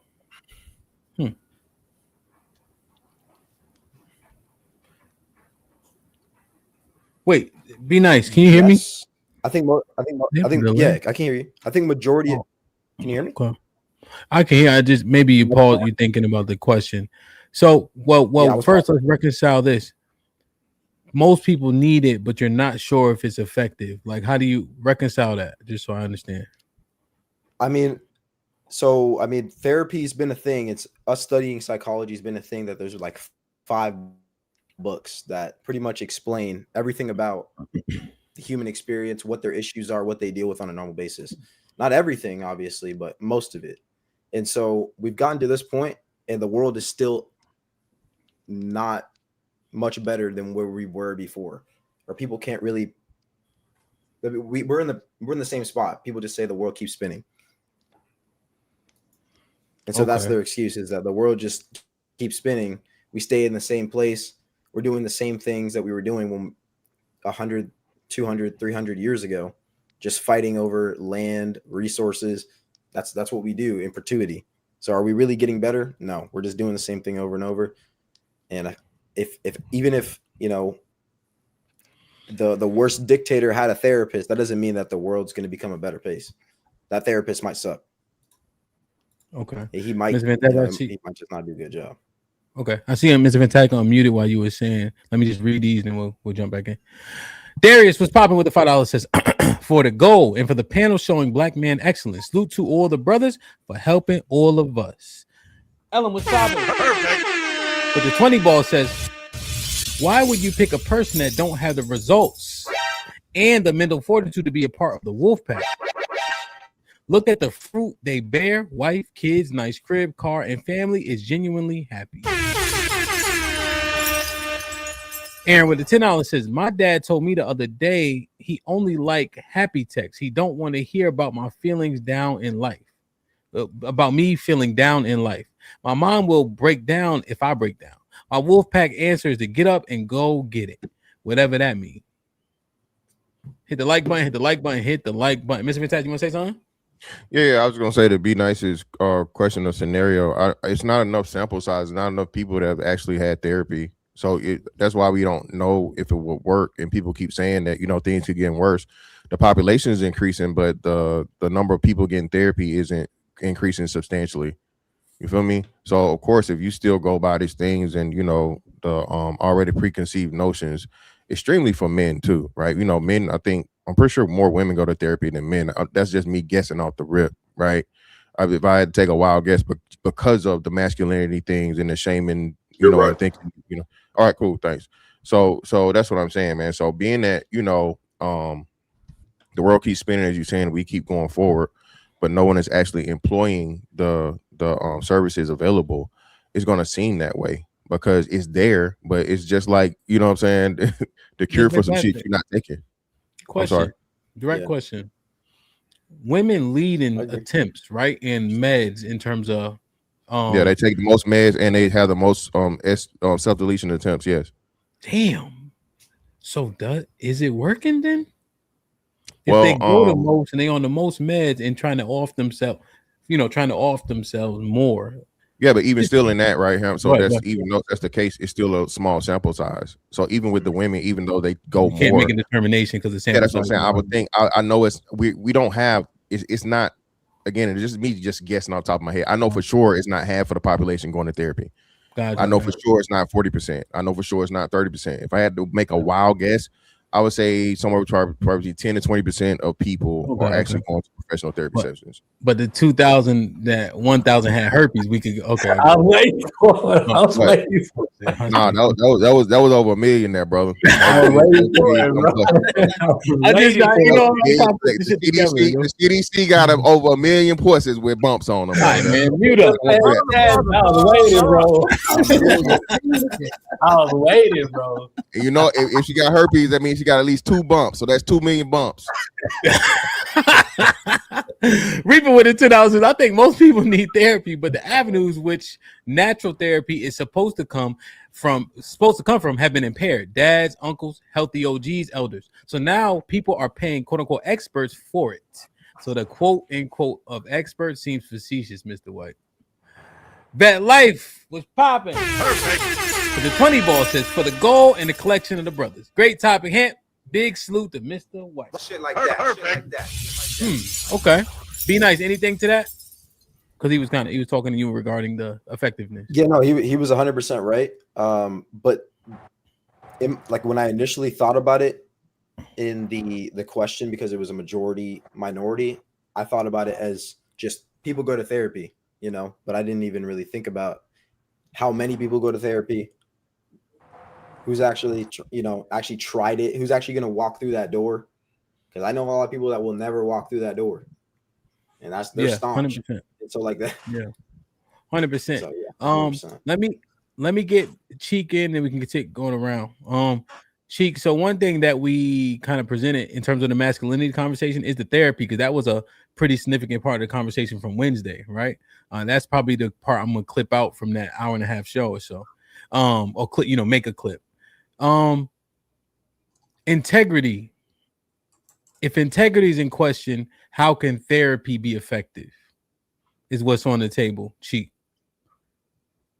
I don't think it can be. All right. Like, I think that the problem is people think therapists are saviors and not tools. All right. The issue is the people that have a viewpoint on therapy, if it's negative, they always view therapists as having been a savior or being a savior complex, when in actuality it's a hammer or a wrench or anything else, which is why you pay for it, because it's a tool. It's a service. It's something that you use to better something. Like, you have to pay for everything that you use. If you need to fix a car and you need some tools, you got to rent that out. Same thing applies with therapy and anything else. Any good or service requires payment. So if you don't have enough integrity, though, like you it's almost like owning a home with a faulty foundation. Like, no home appraisal is going to look at the crack of the foundation of the basement and go, this house is worth something. No, if you don't have any integrity, you don't have a basis to do much of anything, which is probably part of the problem. Which is probably the reason why you need a therapist, is because you have no integrity. You need somebody to help you figure out why you don't, or why you can't figure it out. Because people with integrity typically have introspection as well. And if you don't have any integrity, I'm going to question how introspective are you as a person, because what are you doing to lack that? Like, to the point where it's non-existent. Like, we know people that are bad, but we don't know nobody that's no intent, like nothing. And if you are that person, you're either a sociopath or a psychopath. Like, there's special categories for you, and you're part of the smaller percentage of the entire world. So I don't think you can have integrity and go to therapy. Or I don't think you can lack integrity, go to therapy, and it be effective, unless you're actively looking for integrity and you're starting within yourself to do so. Like, yeah.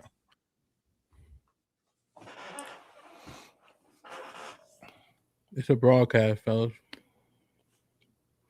Hey, y'all niggas stuck now. Okay, how I about agree. this? I agree with him. I was just making How sure. about this? Bad when Nah, I let insert me. You know what? Let me do something y'all have used to. Mr. Vincent, these hoes ain't loyal. Is that good? Can y'all talk about that at least? The therapy kicking y'all ass apparently. Well, No, I nigga, was gonna I'm say just out here, and I've You been told me to don't start with hold me. on. What are you talking about? Yeah, I'm trying to be cordial and respectful and make sure the brother got his whole motherfucking idea out. Okay. But nah, I think that's another thing though. I think integrity and mental health are part and parcel. I don't think you can judge someone on their integrity, and when we're talking about the state of where they are mentally. So this is a thing too. I think we start having these conversations, and you're mixing things that don't really go together. They play a part, but you can't judge a person by their integrity if their integrity is impaired because of their lack of mental health. Or you know what I'm saying? So that's what I'm saying. We get into a lot of things, and I think no shot to Cheeky, no disrespect, but this is like our layman's understanding of things and how we've been taught as men. Oh well, if you this, you this. If you that, you that. No, and that's what I'm keep saying. Mental health in itself is the basis of a lot of different things and a lot of framework, and then your actual life can affect that either negatively or positively, right? So when we start bringing these other concepts into it, like integrity and masculinity and bravery and shit. Now you can be brave and be a fucking fool, a fucking lunatic, a psychopath, right? Yeah. You could be a fucking psychopath and be absolutely reserved and conservative and not say a thing and not deal with nobody, right? And this is real shit. But what we're saying is, you think just because you outwardly show one thing or you may possess some one quality, it makes you either good or bad on the other. And what I'm saying is, no, that those things are totally separate of each other while being a part of, you know what I'm saying, just that person's personality. Your personality and your intent or whatever doesn't tell anything about your true state of mental health or awareness. That's another thing too. Not just health, even awareness. That's the biggest part. We can't make it too hard. You know, like adding stuff, adding. That's just gonna water it down. We just need to keep it as simple as we can. That's the main thing about your awareness of if you need mental health assistance. You have to be honest with yourself for one, but you also have to be attentive and pay attention. I think that's where we mess up with a lot of people. A lot of people out here really do need help. They do. They just not seeing it for themselves. You know, even when we paying attention, it's just like with our kids. We're gonna pay attention to our kids. Wait a minute, something's off. I gotta have a conversation with you. Now, if I can't fix it, then a counselor needs to. And that's the way it goes. You just William, can't question. win all of these words like, hey, that's part of the problem. Being tough and all of this. We all get weak at one point in time. We all What you do. mean? We all get burnt out. We all get tired. What you mean by that? I don't understand that. I don't understand that. What luxury do you have to get burnt out? Are you saying that people are burnt out but keep moving? Because I don't know what man I'm looking at up here got the luxury to get burnt out and be there and live there. That's not actually a thing if you never actually get burnt out and exude the traits of a burnout. No, I'm saying you can push yourself too far. That's why a lot of us have heart attacks. That's why you'll have a stroke. Because for one, we burn the candle at both ends a lot of the time as men. You know, but see, here's the thing, right, Mr. Williams? Mm-hmm. Is it pushing too hard, or is it that them pork rinds you just ate? I think it's pushing too hard. I think. Well, no, Hamp, I can tell you this, Hamp. Let's not talk about that, right? So, Okay. I'm pretty sure I told you this story or whatever. Bro, I had shingles at 26. Yeah, you said that. You told me that. Yeah. Why? Stress. I was super duper stressed the fuck out. I had no idea what the fuck it was. And even when the doctors do it, because they're medical, they're like, hey, what the fuck is going on? First thing they said to me, hey, you good? You stressed out? Your mental can literally, affect your physical. So a lot of the times, like they said, yeah, you could eat the pork rinds, but if you eating the pork rinds in your motherfucking life, hey, hunky dory and fucking rainbows and fucking Sundays, you ain't stressed the fuck out. But now, add you being, oh shit, I can't pay this bill, and my wife nagging me, and these kids bad as hell. You see what I'm saying? So that's what I'm saying. It's part and parcel because one without the other could be two totally different things. That's why I'm saying But go ahead, my bad. Okay, I can concede that then. I mean, you also had shingle because your old ass had chicken pox. You know that, right? Yeah, but the chicken pox was normal for what's the name, right? Again, Yeah, shingles is we not all got normal. shingles inside of us because we old as hell, so we had chicken Yeah, pox. and let your ass get motherfucking stressed out enough, nigga. Okay, at a young age, and they'll reappear. Oh, I'm a nigga now. Okay. Reverse abracadabra, goddamn. No, now we got to worry about measles for these young kids because they're not getting vaccinated. Hey, they ain't getting none of this shit, bro. Yo, That, measles, that's I crazy. think because measles got eradicated, but that's a different comment. It Okay. was eradicated. Oh, okay. Go ahead, Sean. Or who? Truth? I don't know. Yeah, I got a question. For. Oh, you were next, Truth? My bad. You got it, bro. Yeah, I was just gonna say, Mr. Williams and fantastic. I think that was why Chinky had specifically said effective, because somebody with integrity, right? We all know as men how hard it is to give ourselves a gut check, sometimes with pride and ego and things like that. We also got to remember that people like to play the long game because some dudes only go to court because it's court ordered, right? Right. So they're gonna go through the motions. They don't really want to get anything out of that.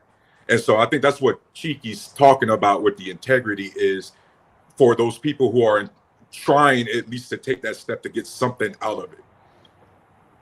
Just my opinion. Yeah, it was that was definitely the case. Like the point of it was integrity would include honesty. And I can't think of any therapy to be effective without honesty. If you cannot be honest with yourself and how you observe the world or the things that cause you, whatever the case may be, then it's not effective, right? You can't.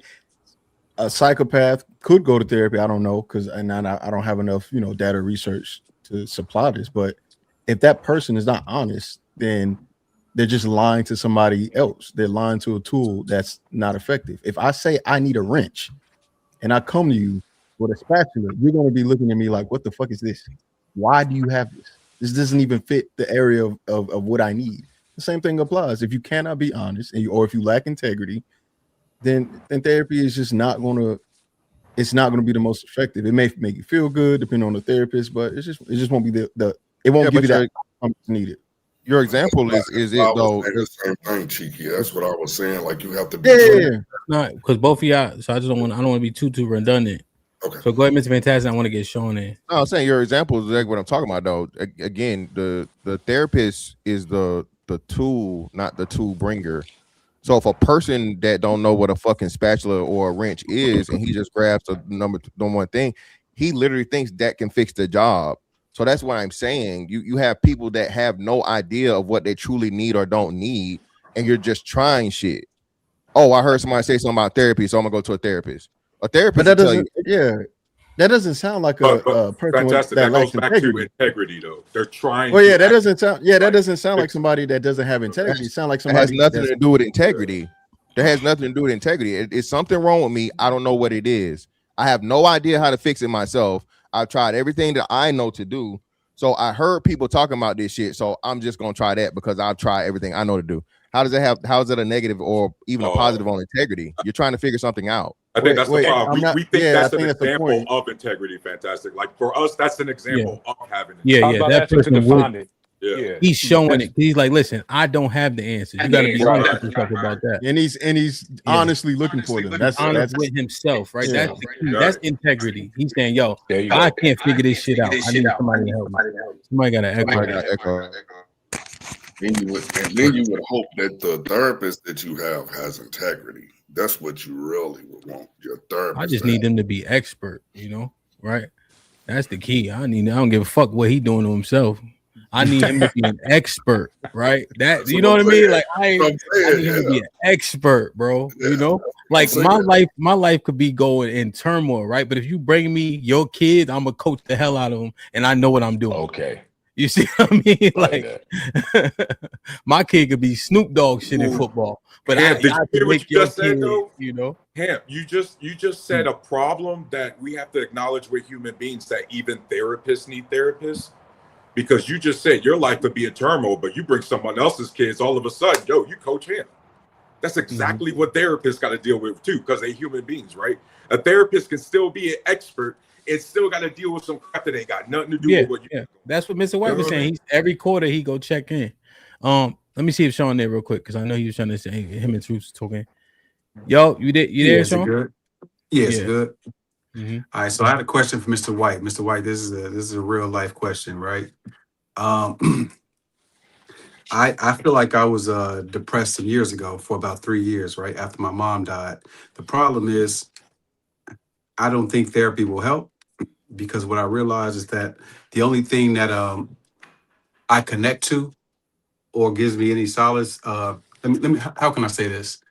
The only thing that I feel like the words are empty if it's not coming from a person who had any relationship with my mom or knowledge of her or anything. Is that the wrong way to think?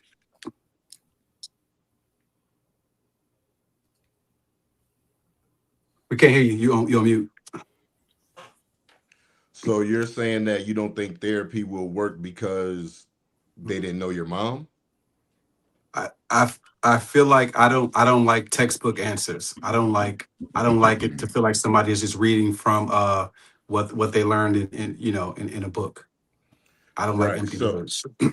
I got you, right? So what we learn in books is literally just like treatment modalities and how to address certain things. We don't necessarily read from a book or give you those things, right? So one of the things is we just gonna ask explorative questions. How's that kind of making you feel? How is that affecting you, in other areas, etc. And then kind of do it from that perspective just to allow you that space, and then just depending on however else it's affecting you or showing up in your life. So it may mean that, hey, we're normalizing some of those feelings. We're giving you that empathy that we kind of talked about, right? What are you doing when you think about your mom? Do you feel like you're handling that in healthy ways? What is that looking like? Is that affecting your job? Is that affecting other things? And then from there, based on the information that we get, then we're literally just putting goals and stuff in place, right? When I work with clients, I always tell them like, yo, you're the expert on your life. I'm more just like a passenger. So as you bring up different things, I'm going to challenge things you say, even if I do agree with them or not, just to make sure that you are processing through where and why you are at the place that you are at. Right. And then I'll ask you too, if I had enough time to sit down with it, right? Like what you say in therapy probably isn't going to work because they know, because they didn't have that relationship to your mom. Okay. Is that something that applies to everything, or is it just this one specific situation? Right. And so to Shad's point, a good therapist is going to ask you more questions just to kind of get you thinking and exploring versus just tell you, hey, you need to boom and boom and boom and boom and boom. Right. That was yo, nigga. God damn, man. That one part. Do you apply this same logic to everything else? Because then if the logic is inconsistent, then maybe there is an avenue there that I swear, man, when we was in calculus class, I ain't know how the fuck you was doing those proofs so fast. Now I can see it, big boy. God damn, man.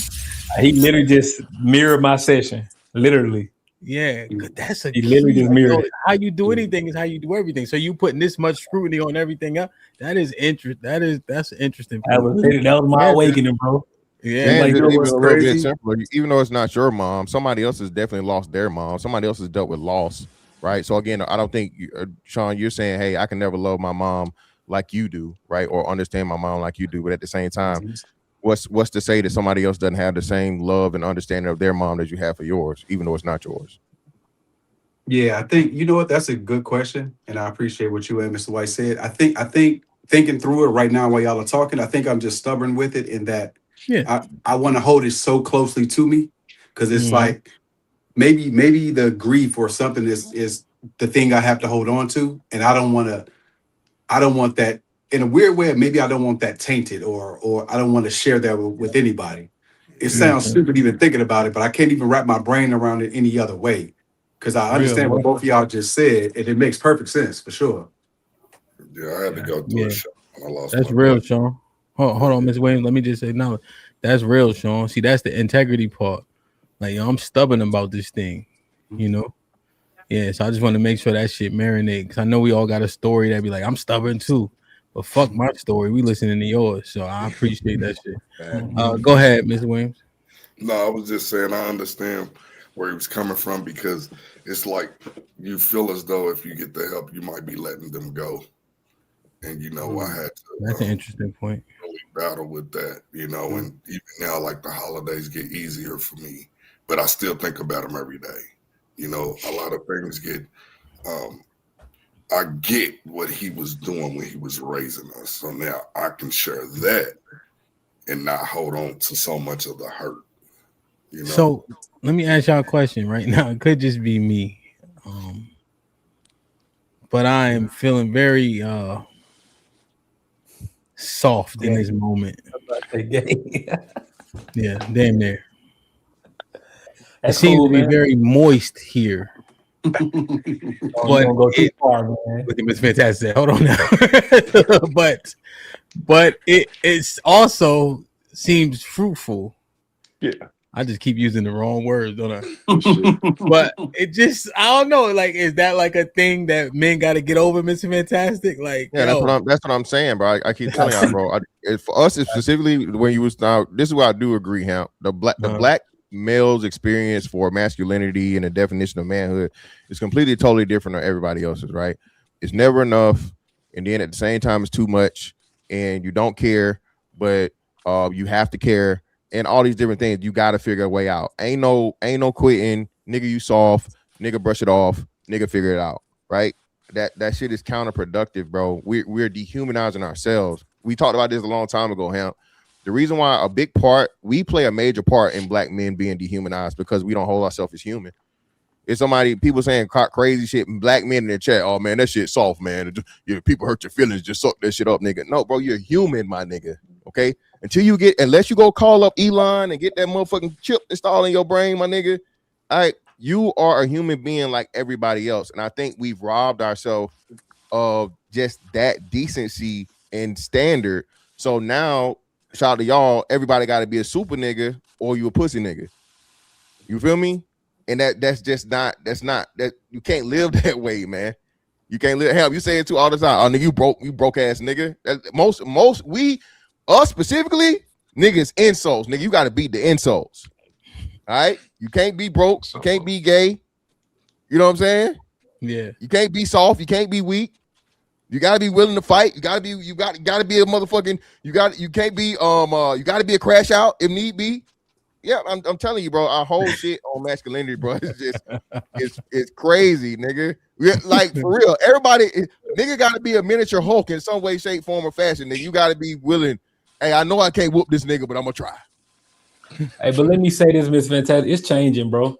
I definitely see our generation specifically assessing what was passed down to us and being like, this nigga Hamp, why he trying to play tough, right? Outside of my brother and the men in my life, I only got one of the guy. When you got the phone with Hamp realized like I love you, bro. First time I was like, I love you too. Love you too, dog. Like, I'm being funny about it, but what I'm saying is like, Hamp know too, because Hamp does that, right? Literally, you got the phone and Hamp like I love you, and I'm saying like we're starting to grow and do that with each other. Chill out, this big nose, big head ass nigga did the same thing to me, Sean. I was see what I'm saying? Pause, brother. I don't know you, nigga. I had to think about it. Nigga the tech that don't know you, never seen you a day in your life. Like, hey, I love you. You know I love you, right? Nigga, no, you don't. Hold on, right? We ain't there yet. Right. You feel me? Meanwhile, look at this nigga. Hey, look at him. As tough as Hamp is, right? As tough as this nigga is, he don't understand that he's changing, Sean, like you said. I ain't even see that. Oh Lord. I ain't even see that. He didn't get the cinematic version. The cinematic version. I ain't even seen that clip. That nigga, I was That was like, an uppercut, Miss Fantastic. Ugh. He froze for a second. Yeah, no, I'm just saying he teasing me and shit. He here talking all this woke beating niggas can't be tough shit. He in there fighting niggas and all that. I just want to look at him. But now, Mr. Fantastic is right though. I think we do struggle with that, and I know a lot of it comes from, like I said, I grew up in all my granddaddy. The man that he ain't talk. My granddaddy probably said 30 words. And I'm like, damn. But his presence was felt, but real life. When he saw me, be like, "What up, college?" I knew what that meant. It's like, I see what you're doing. What up, college? I got it. But talking to me, all this introspection that we do, I didn't get none of that growing up. Exactly. So I don't know how men were feeling. Hey, niggas thought these number pair. You know, hey, a bird in the hand worth two in the bush. Right. All right. That's it. That's it. That's it. Hey, for real. Like, we laughing, but think about this though, bro. Listen, the further you go back, the dads and the granddads, Pawpaw them didn't talk, man. They didn't talk. They hit you with a little joke here, there, so on and so forth. Hamp, you said it. Your dad, nigga, stop celebrating, nigga. I don't give a damn if you get 30. You celebrating for what? You see what I'm saying? And again, I'm not saying they're completely totally wrong, but at some time, like you say, you gotta understand, bro. Them niggas was different. You know what I'm saying? This is not the same. You have to adjust with society. Niggas ain't motherfucking working in the motherfucking cotton fields and the steel mills no more, man. Them shits, they done got rid of them. So us trying to hold, and then us, because we actually attached to it. You gotta think, bro. My grandson, my sons never met their will be their great granddad. You feel me? They were my dad, but that's a total different change in just 2 generations. You see what I'm saying? Just of like existence and men having to operate. So I think because we were accustomed to that, this is why we are so much harsher. But these boys, man, hey, you know what I mean? It's just weird. It's different. Yeah. Yeah, I think Mr. White, the reason why I love my therapist is because she helped me realize something. Nobody around in my wolf pack or my family helped realize. My grandfather, my great grandfather, Korean war vet. They didn't call it PTSD back then. They called it shell shock. I wouldn't have known, right? But the people that study this for a living, they know and they recognize those patterns and what people called it back in the day. This is my first time actually being able to put it together, what my great granddad was going through, which was similar to me. You get what I mean? And it's like nobody in my vicinity would have been able to tell me that. And that was me going into therapy, not even taking it seriously at first. You know what I mean? This was 10 years ago. And I'm just like, I guess to go back to it, it's like men don't talk, they fix, but some of the fix is talking, right? Sometimes that is the fix, is talking through it. Is it? Yeah. Yeah. Well, I think it's too to get the understanding, right? It goes back to you can't fix if you don't know what you're doing or why something is even an issue. Yeah. So it definitely plays a huge role. But yo, I gotta get ready to jump off, y'all. My next client here, man. Salute to y'all fellas, man. Salute to him. Yo, Hamp dad is tough though. Like you do anything, nigga. What you happy for, nigga? Nobody don't care if he wants it. Hey, Mr. White, I seen that nigga. He was wearing motherfucking overalls in 2024, bro. You gotta be tough for that. You gotta be tough. All right, y'all. Salute, man. All right, man. Love you, man. We proud of you, man. Accelerated. Right, appreciate it. Accelerated elevation, man. Aaron, you see it in the can chat, reach me man. on Click the link. acceleratedelevation.com. I did revamp that. I got multiple businesses, but you can reach out to me there or at Adrian White 23 on IG. No doubt, no doubt. I wish you had more enthusiasm with your promotion, but fuck it, man. Y'all just click the link or not, or whatever. I'm getting better, bro. All right, y'all. All right. Mr. White, man. Damn, man, that was a great. I mean, he said a lot of great shit, but I really like to engage with Sean when Sean asked that question, man. Yeah. Sean got that. Sean got that for the free ski. I see you, Sean. Hey, my 3 months went just like that. Hell, right. Shout out to him. That was good. That was perfect. Perfect. No, that interests me when he kind of said that in that way, right? Because it resonated with everybody here, and it was exact to what Sean was saying, but we all could glean something from it, which I think is important. You know, right. How you say, Clemens was popping with the $10. Says big salute to Mr. White. It's a fact, man. Oh, man, Miami won last night too. That was a hell of a game. Black Dawn with the $5 says, question Cheeky in the panel. Do you think men convince female virgins to lose their V cards lack integrity? That's a possibility. What? It's Black Dawn, so cheeky. It's a joke me and him would get. Homeboy with the $5 is for the goal. Salute homeboy, shalom. They can throw it in the building with the $5. Great combo, fellas. We need more of this. Indeed. Black Dawn with the $5 says, I get what Mr. Fantastic is saying. Unfortunately, no one likes mediocrity. Ms. Bell's in the building for the goal. Salute. Black Dawn with the $5 says, be real, Mr. Fantastic. How many women was in your DMs after you knocked dude out? They was already in there.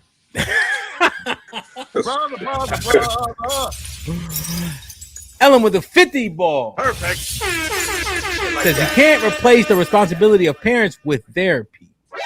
God and Jesus are the only ones that can fortify your mind and soul. Some things are better left said to God and Jesus. Be real. How many of y'all on panel are Christian? Damn, Ellen on y'all ass, boy. Respectfully, can I answer this? Yes, let me just read this one real quick. Okay, Let me just read this one, and then I'm gonna play the thing so everybody can let it marinate, and then you can respond first. All right. Key in the building with the $5 is just for the goal! Exclamation point. Great combo. Your show does great for the community and myself, like I told you on Instagram. Yeah, man, for sure, brother. You've been grinding with us for a minute. You heard? Salute the element of building. I hope I'm saying the name right. I know I'm not. For the first 50 ball of the day. You don't know what I know. You ain't seen what I saw. No, you ain't been where I go. With a belly so strong, you gotta back it with one eye closed. You can turn you inside out. I heard the best turn the crib inside out. Drop the roof on these niggas like they inside out. Fresh Prince jacket, boy, I cook them to the inside. You don't know what I know. No, you. Perfect. We got R&B gangsters, then we got gospel gangsters. That's crazy. Fire, bro. It's hard. Stove killed that shit. Go ahead, Tarus. This man, I want to be as Hamp panel. You guys know I'm not religious at all. I don't really do religion, but this flies in the face of everything even I know, because the pastor, the head of the church, always gives therapy to like struggling couples and things of these nature. They are essentially the therapists of their flock. Right. And so this flies in the face of the separation of religion and science, as if they're not one and the same, as if the men who didn't create the science weren't also religious at the same time. I mean, for God's sakes, the early aspects of studying therapy were done by religious men. Right. So even if you're religious, if you're Christian, and God gave men the intelligence to come up with therapy solutions to help us get better. Right, it's one and the same, and so acting like it's either or, man. This is one of the many reasons why we got so many problems, Sam. Because even in the church, the pastor, your preacher, however you call it, helps provide therapy solutions to struggling people all the time. Okay, that's a pretty solid retort.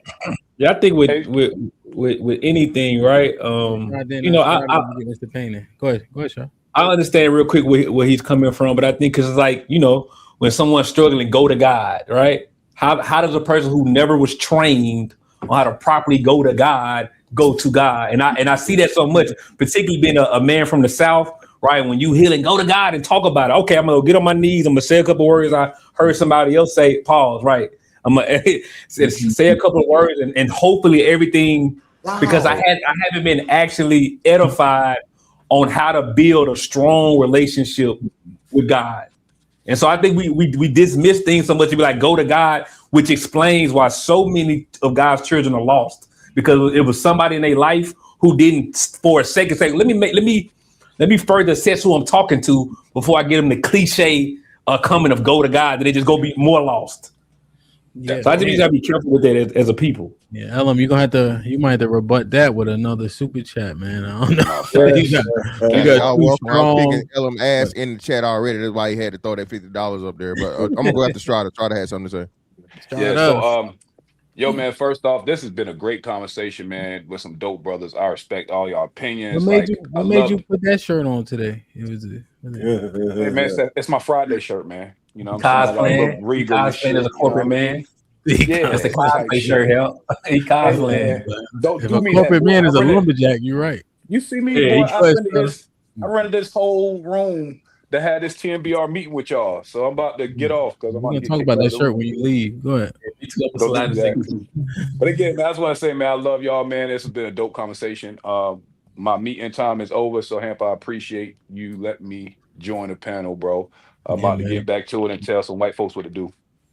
I love you, bro. Love y'all, SPS in man. the Peace. building, man. Working men gotta work. You heard?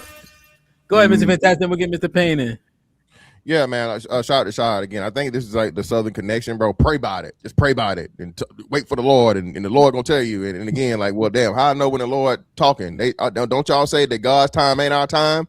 So now you got all this conflicting shit to where you waiting on a message for the Lord, or you got some motherfucking preacher that didn't finish motherfucking high school telling you what the Lord told him to tell you about your serious motherfucking life breakdown, bro. Come on, dog. Again, God.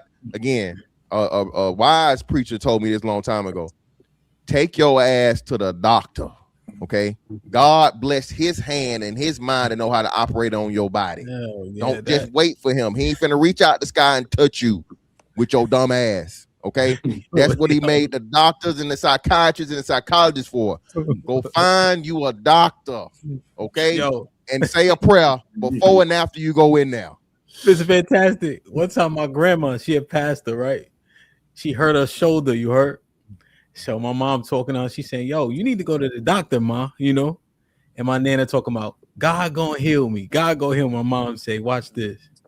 She say, ma, read this note you got from, I don't know, electricity company. You know what she say? Hold on, let me go get my glasses. Oh, so he can heal that shoulder, but not them dumbass eyes you got. So you go to the eye doctor, but not I say, yo, ma, you killed her with that shit, bro. Mr. Payne, what's poppin'? Hey, man, gentlemen, can you hear me? Can you hear me? Yes, sir. All right, what's going on, Teresa? I haven't seen you in a while, man.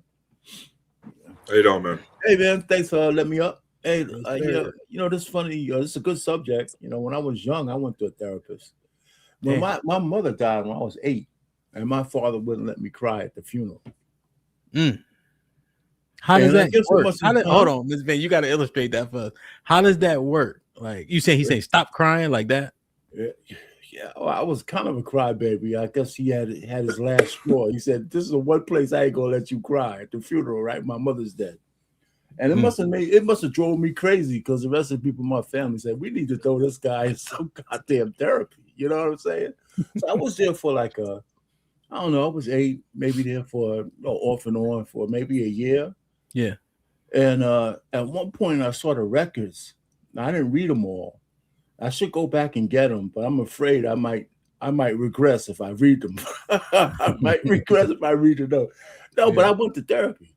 You know, so I'm not against it because I've been in there. You know, I was so young. I don't know what the impact is, but you know, I think I'm great now. You know what I'm saying? Mm-hmm. But so I never really drag anybody for going to therapy. If you need it, go.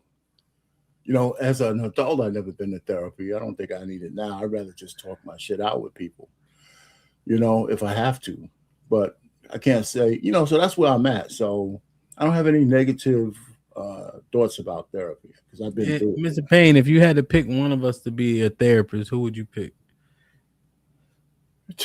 Hey, well, you know what, man? Therapy to me is like, yo, when I used to smoke weed, you know, maybe, man, you know, so you a frat brother of mine. We'd be talking, man, and you'd be giving me some of this shit, and I'll be telling you, hey, I've been in almost 50 years. I would tell you the point. I would tell you the. Oh man, Mr. Payne. You know what I'm saying? But anyway, no, I mean, you know, and listen, all you guys are, you know, have some therapeutic stuff to say. You know, a lot of guys on your panel, but, you know, it's usually some good wisdom coming out of here. So that's cool. That's why I pop in every so often. And you have some panels that I say I don't need to be up there. You know, so I'll be in the audience. But this one is a good one. Yeah, no, 100%, man. We're just trying to learn. And I guess we have to. So, do you guys agree with Mr. Fantastic sent? I mean, I'm not saying he's the only one that said it, but I'm just off the top of my head about we gotta stop calling things like this soft, whatever the case is. Do you guys all agree with that? 100%. Yeah. Yeah, I think when you don't have, and I'm gonna slide to this too, Help. I think when you don't do further assessment, it's like it's lazy. Because I think as men, we can assess what's actually working, right? Like not talking. I'm looking at so just real quick, share like with my personal life. When I hear people talk about your dad Help, it seemed like you were able to get what you got from it, and it yielded positive results, right? I look at my situation, right? My grandfather didn't talk. My grandfather and my grandmother passed in the last 3 years, and I'm watching their sons, all of them grieve in a way that's also harmful to them. I'm seeing what happened. So I'm saying maybe for him, that tough father, it worked. Look at what you've been able to produce. But I'm looking at my situation and that ambition is seen to skip this generation of men. Now, instead of looking at them for inspiration, I'm looking at them as a cautionary tale. Yeah. You see what I mean? Yeah. So I'm saying we got to be able to assess, like how maybe it's a bloodline thing. For my bloodline, that being tough and not talking for men don't seem to work because you got a generation of men who now they don't have that guidance. Now they just kind of struggling, fumbling through. Yeah. So I promote having that conversation, being conversational. That's me, but I think we should be assessing what's actually working for us versus just taking things that what a man before me did it, so I'm gonna do it too when it don't work. That just that's kind of how I say. No, that's a great. That's a good like breakdown of it, you know. Yeah. And I get the question I have for your offering is how many of us did the tough guy thing actually work for? Yep. You know, are we doing well? Are we failing? If therapy has increased, has it improved? Is the suicide rate? There's a lot of things that go into this, right? And you can't just place it on the shoulders of people getting therapy or not. But there's a lot of things that people aren't dealing with, you know, and we try to push them back, but they eventually yield themselves. You know, I don't think people change. I think people mask and they control certain facets of themselves, but you have to be able to identify those things to do so. How do you get to that identification point? Right? A lot of us have blinders on. The world is opaque because the shit we can't see through it clearly because we project. This is complicated shit, bro.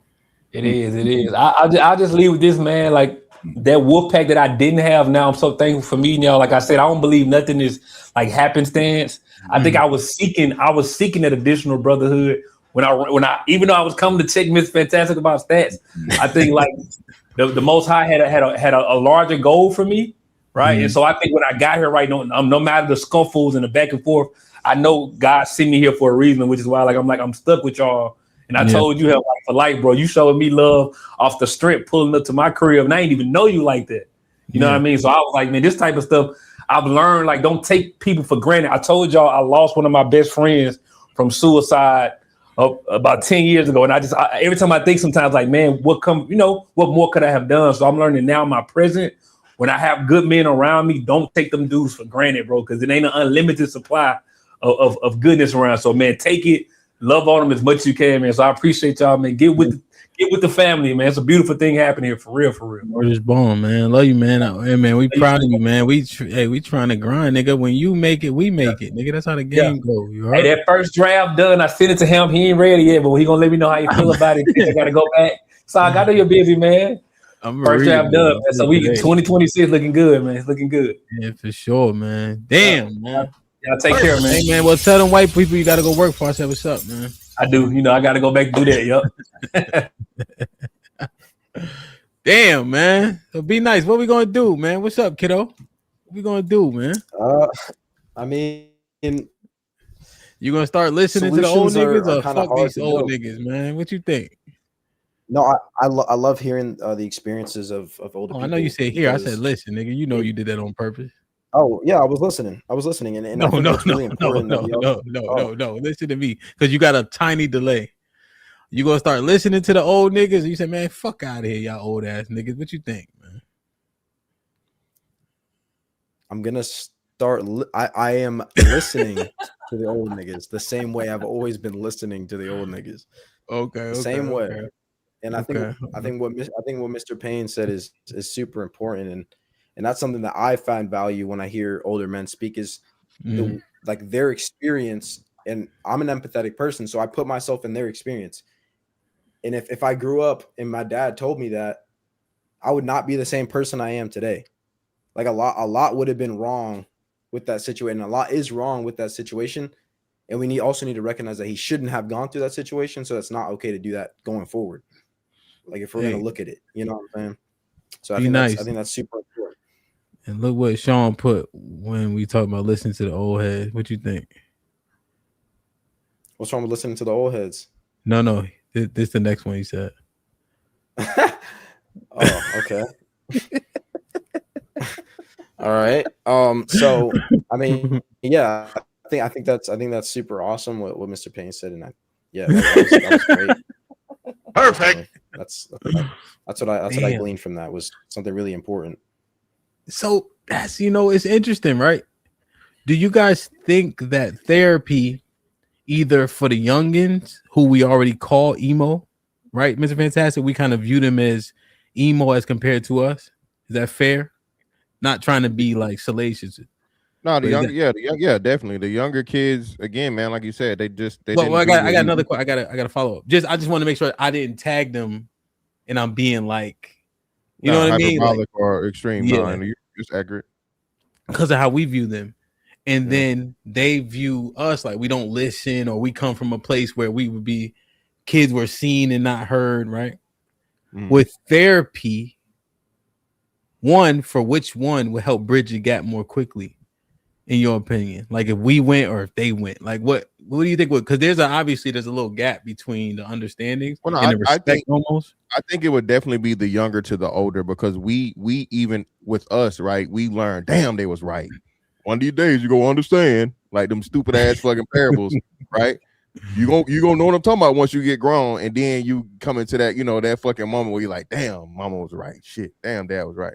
So now I think it would definitely be better, and actually just even for long-term purposes, it's better to, like, get a child used to mental health and the importance of it and the things and the way things work a lot younger than it is, to try and retrain somebody older.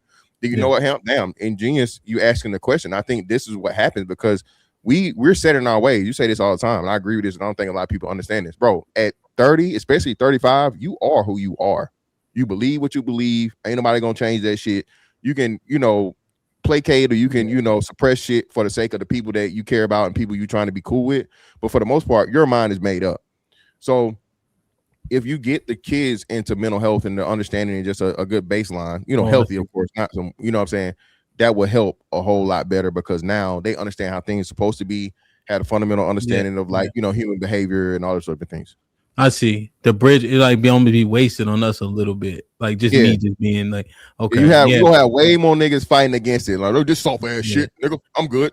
Mr. Fantastic, they always say I'm wilding with my, I try to get an old cliche thing I want to say a lot too. You know how they say, like you said, they got them old sayings. So I'd be like this: if one nigga could hold you down, two niggas could rape you.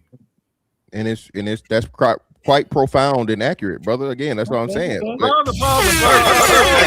one of the biggest disservices that's been done to us, because we, thought we knew better than the old people, is getting rid of them shits. Now, some of them need to be revamped. I don't know what. I still don't know what the hell, Mr. Payne. You here?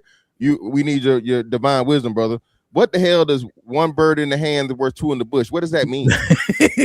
I've never had anyone translate that for me, so I don't know if you. I just feel like that one was some bullshit. I think it's just like when the old person ain't got nothing to really say, they want to make it say it. Then you wondering and you trying to figure it out. You feel me? I don't know. And they always walk off too. Hey, walk off. Hey, walk off. That's walk off. So Sean, what? I just want to say bye, y'all. Love y'all. Have a good one, Mr. Will. Love you, man. Be safe. So, Sean, why you think that the youngin or is it be nice or the youngins just ain't gonna heed or listen or whatever it is? It's him. No, it's him. So you know what? I think they're I remember I got a little cousin who's 5 years younger than me, and I did everything I could to help him. Got him out of high school. You know, my uncle, who's his dad, who was his dad, was on crack and heroin. His mom was on crack. He moved with us when he was a teenager. So, you know, I got him into my college. You know, got all my friends surrounded him. Like he had keys to everybody's cars and cribs. You know, did everything I could. Gave him his first car, everything. But at this same age, around where Be Nice is, he became a dickhead. That know-it-all phase that a lot of us go through, because you know we probably been through it too. That's why when I see it, I'm like, yeah, it's around that age when they think they know a bunch of shit, and that's when you got to just shut the fuck up and step back and let them be dumb. So it's not him. He's not special in that. He's just at that phase where he thinks he knows more than he does, and he just won't. He ain't gonna listen. And so for me to respect that, I just got to shut the fuck up talking to him, even when it's, you know what I'm saying, an exercise. I guess so. I don't know what to say about that. I mean, if he's picking that up for my personality, then I'm not going to try to change that right now. Now it's not you Be Nice. Is you're not special in that way. It's just a phase that you know I would say most young men go through. You just don't realize it's that phase because you're going through it now. And you don't have the wisdom or the experience in life to know that. So it sounds What did Be crazy to you. Nice It sounds do? like I'm. I Did I missed some miss context something? there. Yeah, I I missed was. something big time. Yeah, like It whoa. was in Discord yesterday. I'll just run it down real quick. I was Oh, just there we Oh, go. okay, Yeah, okay. okay. I'm about to yeah, say, like, we missed the real context. simple. Oh, I was just asking bro if he ever had therapy. He responded, and I said, "Have you thought about revisiting that?" He thought I was dissing him as opposed to giving advice because the exercise is actually to give advice. You know, and he thought it was a slight for some reason, and then he Yeah, started I kind did of take it personal. spiraling. He I did started take it spiraling, personal yesterday, 100%. and I had the same tone. I was being genuine, but I don't. He just And didn't. I don't know if and he now didn't that like I'm me saying it or what. no, it's now that I'm thinking about it. Yeah, that was definitely me. Like, it was an exercise, but because the wording was that it was supposed to be critiques, I wanted to know like what things that I need to fix. Like, I was trying to hear like the examples and things like, this is a time that you did this and this kind of didn't go well. This conversation, the way you jumped, like I wanted to get a little bit more context on that instead of just general advice. That was, yeah. Have you tried therapy? And maybe you should try that. Like I was looking for actual critique, So I get what not you're just saying, but you need I didn't even therapy. like I the feel word like you need critique in therapy. it. I get what you're saying. I didn't like the word critique. I thought, you know, constructive criticism or, you know, just advice in general. Because I ain't, you know, I don't want to just critique men like Okay, it that. was just okay. It was Um, advice. Okay, so it got you. wasn't a critique. Because look, so I think the way that you reacted to me, right? I think it just Mhm. reinforced what I was trying to say without saying it because I wasn't trying to like embarrass you or no shit like that. Just the way that you reacted to me, just in my experience working in this field, it just highlighted what I've been seeing that made me ask you that question. And it would have been better had I pulled you to the side and asked you that question, to be honest. You know what I'm saying? Like I could have handled that better personally. You know, me thinking about that in retrospect. So I I think you it know was just that's a so miss. that's on me really. I should have understood the situation better, and it would have felt more genuine had I tried to pull you to the side and ask that question. So that was really Yeah, on me, to be honest. I didn't understand where we were going. Like because of the context that I thought we had, I think it was just a misunderstanding in Mhm. what the assignment was. Like I just didn't understand Hmm. where that it was just like overall general advice. Okay, I would have completely taken that as general advice, Mhm. but Yeah. because it was like All right, this is yeah. the issue that you may have, then I want to here's advice on how to fix that or something. And I was like, oh, okay. Like, But what I is the also thing that you understand your guys are seeing context, in my personality? right? I understand your context too, because I've been an asshole at times in the past. So I do understand why in your mind you like he tried to be a dickhead. So I do understand that too. So you know that's why I'm like replaying it in my head. Like I could have handled that better. You know what I'm saying? 100%. And I definitely could have as well, for sure. Yo, my wife didn't make my coffee, man. Cheeky, that's that integrity you was talking about earlier, Yeah, man. like that's what I was saying. I was like, I feel Yeah. like a lot of the times when we come to young and old conversation, it's not really an issue. Like most young niggas don't like we only not trying to hear that bullshit when we know it's bullshit.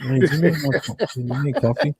But generally speaking, I feel like most people are receptive to other people and like what they got to say, unless like it's just bullshit. Which is why I don't understand like why this young versus old thing is get pushed so hard. Most of the time, I ain't gonna Cheek, it was me on it was me on purpose because of that was intentional. We ain't studying y'all old fucking snaggletooth, not naughty head ass niggas. Hey, Cheeky, We be understand nice. y'all gonna get it when y'all get it, man. You know. Hamp, to be fair to you guys, I started there. I'm 38 now. I just started therapy at 26 when I got out the army. You know what I mean? So like, I can't sit here and say because, and this kind of to Fantastic's point, 26-year-old me is way receptive than 30-something-year-old me. You get what I mean? Like if I started therapy in my 30s, it might not have been as receptive. You get what I mean? Or maybe I started therapy when it was already too late, depending on what decisions I made. You get what I mean? So it is really better to try to get that, like you guys were implying, to get that early on, if you're in a situation where you need it. Yeah, Tim is a fantastic point, right? Because you start to get so still, man, in your views. Yep. Let me get Rock and Coach Ferg and Rock. What's popping? Perfect. What's going on? What's happening with you, man? How y'all feeling? Good, man. Good. What you think?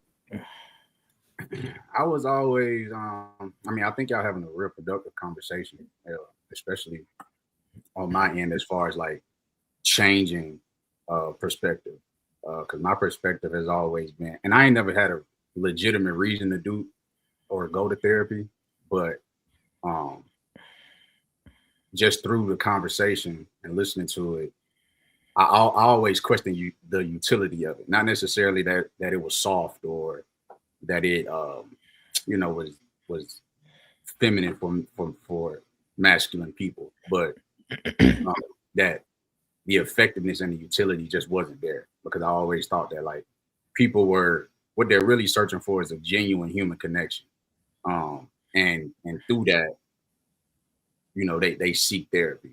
But now I see that again, you have people who go to school for this for a long time, who help a lot of people, so that the utility does it is there. But I do come from that old school type of, you don't need it because it's not really gonna fix whatever you don't know, right? Because that's the whole thing of therapy, is going to figure out what I don't know. Just through this panel alone, people are showcasing that there is viable utility in it, for me in particular. Yeah, The Rock, I think just how you present when we conversed, and how you be locked in with stuff, even when you be chatting in the chat, I think because integrity is key to it. I think if you went based on like how what Mr. White was able to just to kind of reveal when just talking to Sean that quick, you could probably get a lot out of it. Just in just a genuine conversation with somebody who has the tools, Yeah, it's just, I see it. Like there's a professional conversationalist that is there that has tools to help you work through a thing that you've already acknowledged you need to work through. I think that's probably the best equation for it, Damn. I agree. But my wife had this therapist, man, he 160 pounds. What you gonna tell me, man? Can't even get some plates off his chest. Yeah, no, I feel you. He can't get the plates off his chest. It's crazy, man. Coach Ferg. What's up, brother? How you doing, man? Happy New Year, man, to everybody, man. Hope y'all having prosperity already, man. Yes, sir. It's a great conversation, man, and I just come in because I'm listening to y'all, and I'm just going to use my own experience, right?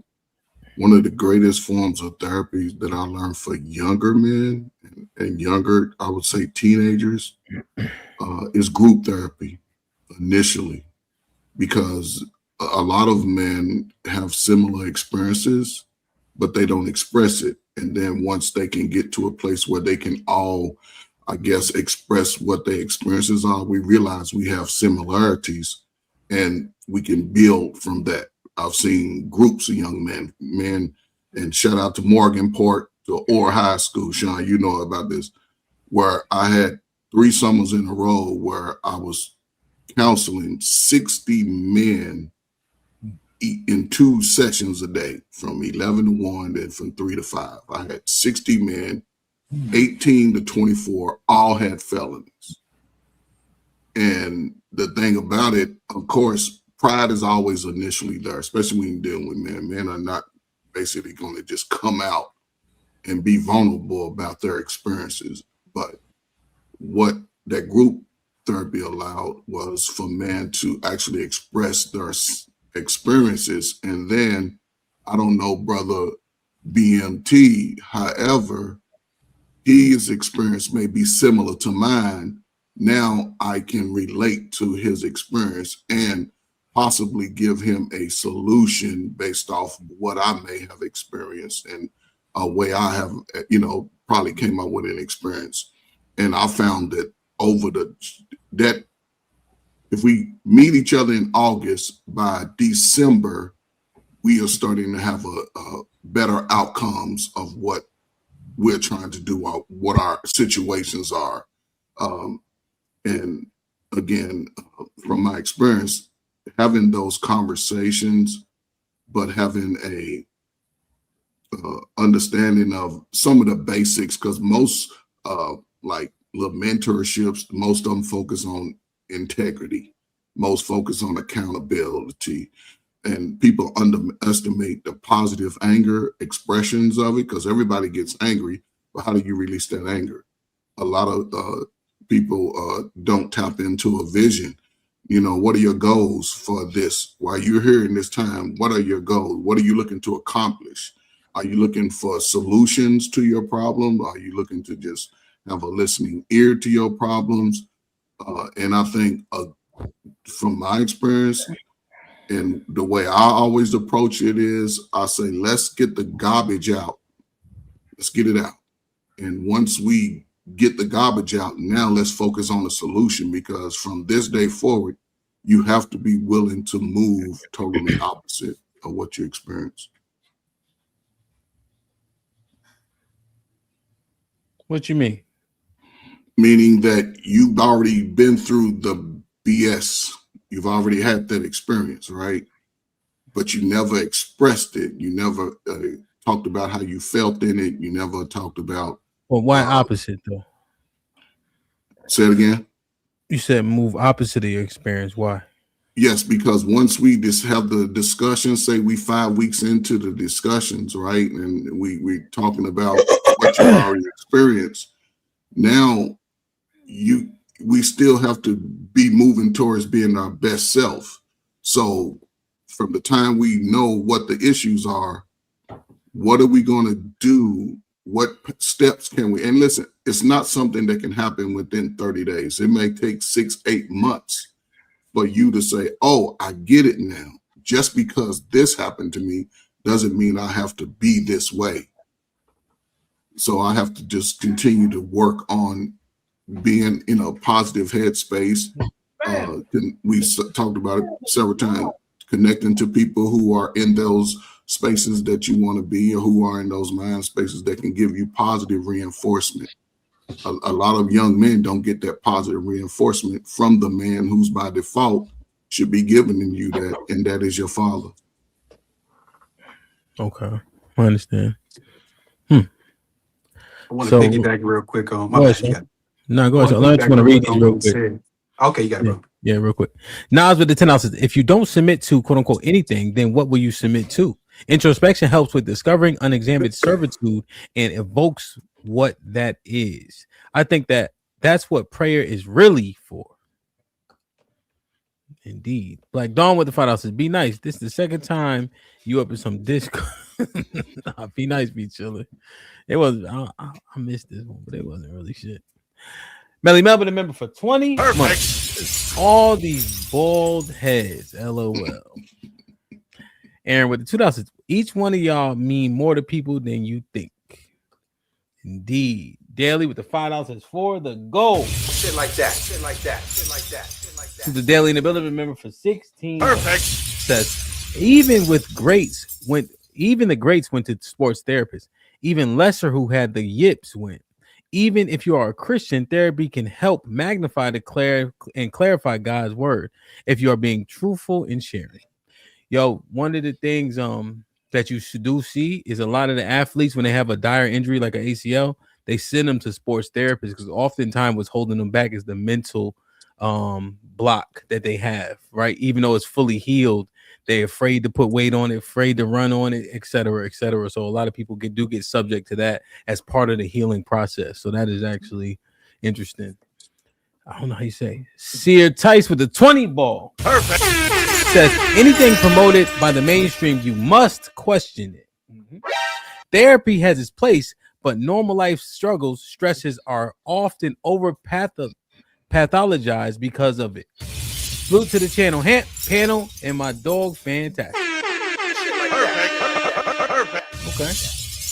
Tice, are you saying that therapy is one of these things that has been like promoted now? Like, is it like a mainstream thing? Like, it's cool to go there? Is that what you're? I think that I just want to clarify. If you're saying you're putting that in that category, go ahead, Sean. Yo, to kind of piggyback on what Coach Ferg was saying, so you have therapy, that's one thing, but then you have group counseling. So for like my mentoring programs and things like that, detention alternative programs, like they end up being court mandated to do group counseling. And when I tell you that group counseling is one of the most beneficial things that they can do, because, you know, as opposed to somebody sitting in a formal setting, well, how did that make you feel? What do you think about that? That's something totally different. And people that need that for sure. The rest of them need a nigga that look like them, that's going through the same thing they're going through, and that's done some of the same things they're doing, to sit there and do what Hamp just, hey, so what made you do that? Damn. So how you think that's going in? You know what I'm saying? So the people that they support, I mean, the people that they respect, you need them in the same room with them, and they can talk to them. When they won't talk to mom and dad or us, they weird ass uncle, they drunk ass uncle, they'll talk to the niggas that they see, that they respect. And so that peer counseling is very, very important. So I just want to make sure that, you know, therapy is one thing, but peer counseling and mentoring, that's a whole different thing that's supplemental, that can be oftentimes more valuable to younger people. Yeah, I can see that. I used to I still got paid the dues, but it's in DC. You guys heard of 100 Black Men of America? Mm-hmm. So we do a lot of group counseling, group therapy, and it definitely the young men kind of the other young men in the room are their comfort blanket. Mm-hmm. Showing if that makes right, that's Mm-hmm. fair, right? So now Mm-hmm. he's sharing about his father, so now he feels okay to share. You know, you often see that with networking events. People always bring somebody, but then that person ends up stifling them because now they just hang around them as opposed to networking. But in that setting, the boys seem to feel more comfortable because he said it first. Now I feel okay to say it. So, that shit is interesting. That shit is interesting. Just a small example, like Hamp, if let's say if I want to talk to Cheeky about something or be nice about something, and they think that I'm an asshole, which I could be in their eyes, and it could be justified. It's on me to identify who they actually listen to, and that may be you or Fantastic. So it would be smarter for me to go and talk to y'all, be like, look, you mind talking to little bro about this? And that should be much more effective. You know, me removing my ego from it, but understanding what they need and what supports they need too. Like that's another technique that can be used. Yeah. And I think that goes back to the integrity thing too, right, Sean? You know enough about yourself to say, yo, I'm not the right mentor for this person. Mm-hmm. Yeah. And I just wanted to add this in there.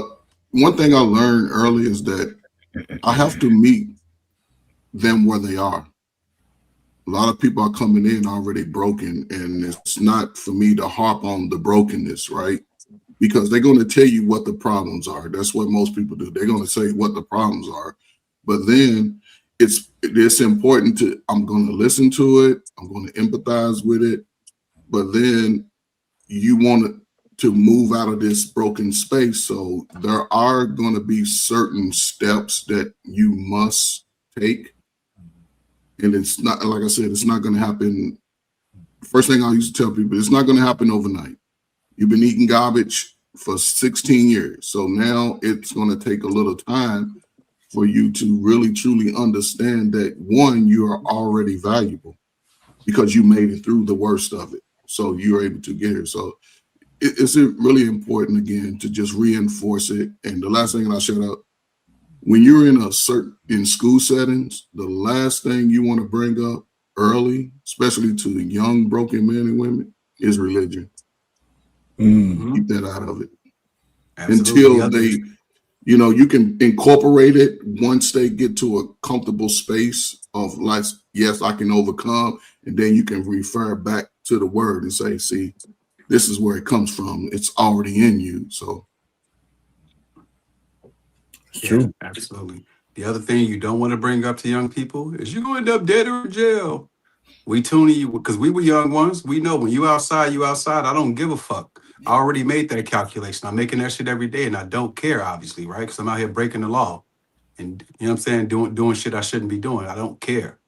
Miss me with that shit. That's why it's much more effective to have the people that they respect, that they know walk that path, talk to them, because that's all they want to hear. Then sometimes the answer is life experience. They got to learn that shit the hard way. Ain't no other way. You know what I'm saying?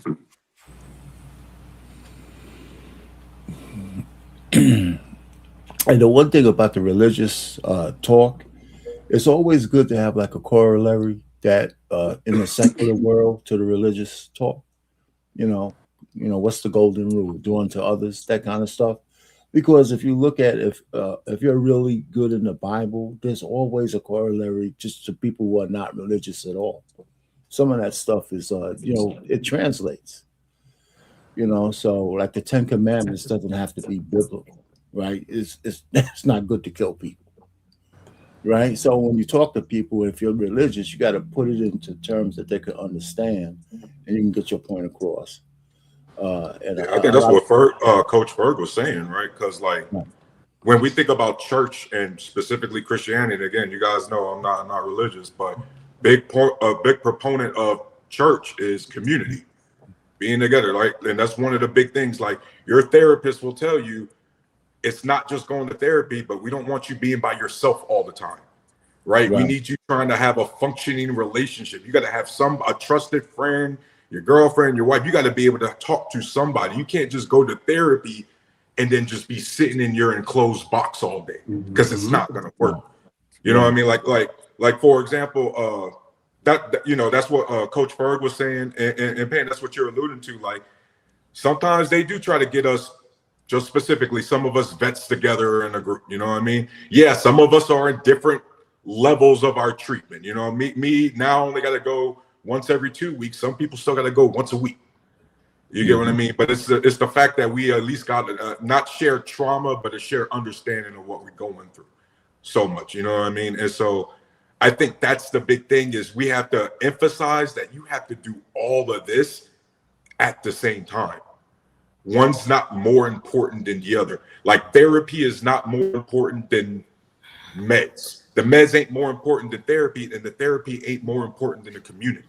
You need all of that in order for this to see any sort of positive gains out of this for our young men. Do you guys think those of us that are proponents of this way of trying to make amends with yourself and fix things, what about the things that are therapeutic? Like, do those things really make an impact? So like a hobby or an interest, do you think that those things help, or are those things coping mechanism? Hold on, let me finish. Let me finish it, fellas. I know y'all old. Is it a not you, Mr. Payne, is it like a coping mechanism, right? Is it a way that does take you away for a period of time, but then when you get back, life is still, right there for you to continue to try to map out and map through? Like I've seen people take a decompress trip, which is different from a trip to get away. if you guys hear my language, Mm-hmm. right? The decompression, like, okay, I need a break. I've been doing good. The getaway is like it's still there when you get back. So I wonder, do those things help us cope or do they help us repair? So it depends on how you're doing it. And unfortunately, it's nuanced. Like my therapist explained to me, Hamp, if I'm a big car guy, I love road trips, I love driving around. If I only hop in the car to drive around when I'm pissed off, I'm coping. Right? If I'm getting in the car and I'm driving around or I hop on the game or whatever, because I'm having fun and I actively like, yo, I'm gonna hop on the sticks with the boys or whatever. Right? That's therapeutic. But let's say you hop on the sticks, or use a real simple example. Let's say you hop on the sticks only because you and your wife got into a nasty argument. Well, now you're on the sticks because you cope and you're trying to avoid the situation entirely. Just like you said, that situation's still there, right? Okay. But I see it. Everything's good. Everything's good, and your therapist is like, "Yo, make sure you do the things you enjoy." And so Hamp like, "Yo, today I'm gonna go out of my way. I'm gonna go DJ at some event because I like doing that. That's therapeutic." And so pull that string down, all right? So Avoid it. even though the issues will still be there, you had that therapy to help you cope with those issues a little bit better when you get back. You know they're going to still be there, but you're doing something for you, right? So that makes life a little bit easier when you get back, right? See, I mean, if you go, like what Taru said, if you go driving because you like to do it and all that kind of stuff, and it's not just trying to get away, the problems that might have plagued you will still be there when you get back. But that refreshment, that replenishment should help you cope with that a little bit better. So I look at that as, it's what your attitude is. I mean, maybe I'm wrong. I'm like one of those kind of guys. I never ended a vacation on a Monday to go back to work. I told people I would always go back on Wednesday. Because if I went back on Monday, all that shit would be right on my desk and my vacation would be nothing. Yeah. Right? See that. All that, Mondays up. Yeah. Hamp, you know the way I look at it is like this. So for years I had to first identify my emotional landmines and then figure out ways to navigate around them throughout the day. So it's literally a day by day thing. And so whatever coping looks like to do that, it looks like. So for the first 3 years, it looked like I couldn't listen to any music that wasn't like violent type music. It couldn't be like any slow music, any sentimental, because it'll start to remind me of my mom, and then my day will be fucked up. And once my day is fucked up, it's fucked up. Ain't no coming back from that day. I may as well just go to fuck to sleep and just try again tomorrow. And so my coping mechanism was that, like, okay, avoidance. I need to avoid these things so that I don't fuck my day up. And so whatever that coping looks like for me personally, it's just whatever I need to do in that moment to just kind of avoid those emotional triggers. Yeah. Damn, that is interesting, man. But then my last point is you feel guilty. You feel guilty for not, I feel guilty for not thinking about my mom, but it's the only thing that helps me get through the day not thinking about her. So it's a weird paradox. Yeah, it's interesting. Damn, it's like you damned if you do, damned if you don't. And this mental health shit is complicated, man. I'd rather just not believe in it. Fuck it. That's life. That's life. When was the last time you cried? Oh, here we go. Who?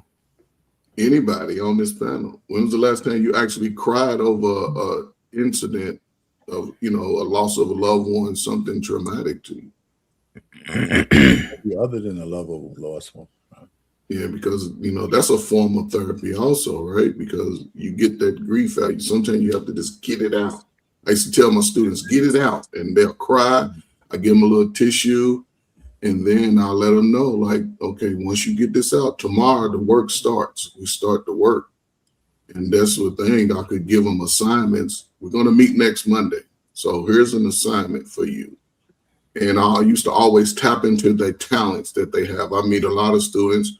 They want to be rappers. I say, okay, I want you to write me 3 poems before next week. They'll come back the next day with 5. You play an instrument. I want you to come in here and play your song for me. They playing the song. I used to challenge them to tap into their natural abilities, their natural talents. And once they say, oh, somebody cares about it, somebody wants to see it. Because a lot of times young people be in their own mind. They talk themselves out of it before they even start and give themselves a chance. And once they are able to express who they are, their confidence will build. I could see it changing over time in months, weeks. They are now outgoing. They are taking school serious. They're going to go from an F to a C. They coming from 1 day a week to 4 days a week. And I would just encourage those little steps. Every little step counts. It doesn't matter. I used to say every little thing counts. And What you saying? I'm sorry. So you told them to cry?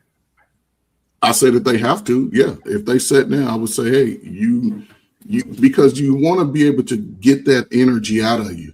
I'd rather have you cry in the moment than to go bust your hand up against the wall, break your knuckles, or damage something. Or box. I would let them know, box, run, exercise, write. I used to tell students to write angry. When you get mad, just write about it, how you feel in the moment. And they would come back with some great stories. And a lot of them would come up with the solution like, oh, you know what? This person did this, and this is how I responded, and I shouldn't have did that. I could. Are you saying, so you guys believe in this sentiment that men could use a good cry? Or however they say it? Yeah. I think that crime may be part of the process, but it's not the result. And not everything. Or well, the thing is, I think that. Hold on, you say yes, Sheik? To what? That Like men can use a good cry? I don't know what that means. You got to expound on it. Yes, that's the thing. That's the thing, man.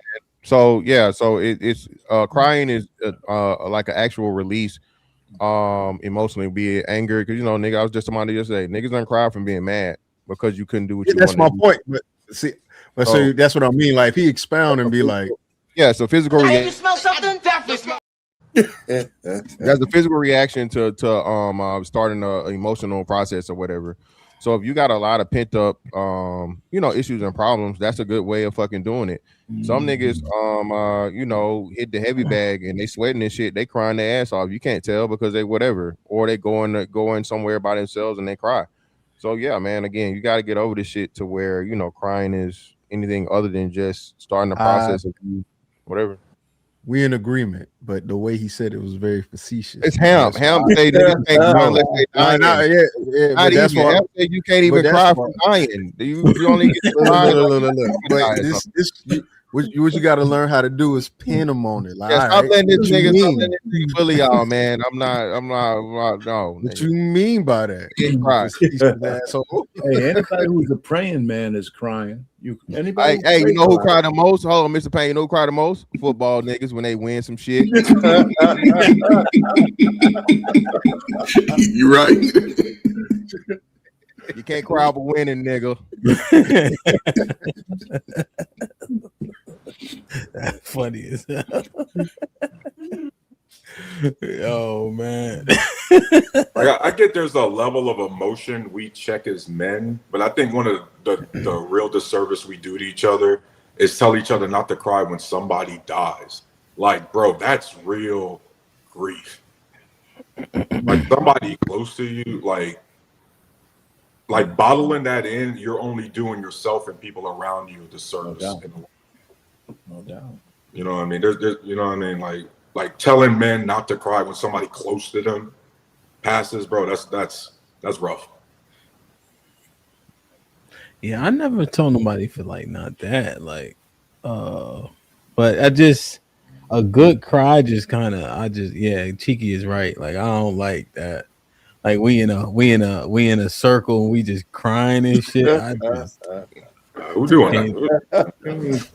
No. I mean, to be fair as well, is my microphone good now? Yes, good. Okay. It also feels good to cry. Like, crying actually is therapeutic as well. And if you've ever your body will naturally have outbursts where you'll cry. You could be sitting in your work day doing nothing, and water will leak from your eye for no reason, but that's actually your body telling you that you actually need to release. And so, yeah, it's definitely important to be, crying when you need to, and not trying to shut it down when it's happening. That's definitely not good for you either. Mhm. So be nice. Yeah, what's up? We can't hear nothing he's saying on the clip. I know. Oh, you can't hear me?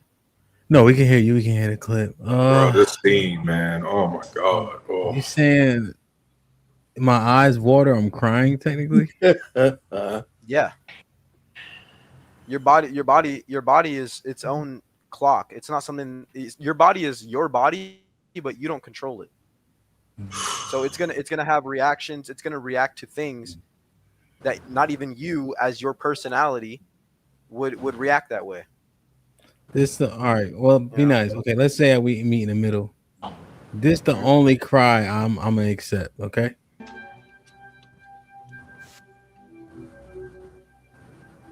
Oh, I love this scene. But yeah, that's the body crying. That's not him crying. That's the body. He gonna talk through the scene too. Go ahead, be nice. Come on, man.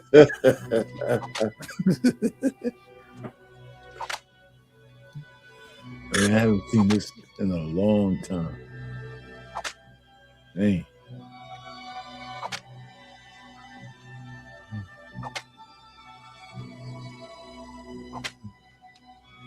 What you think? Be nice.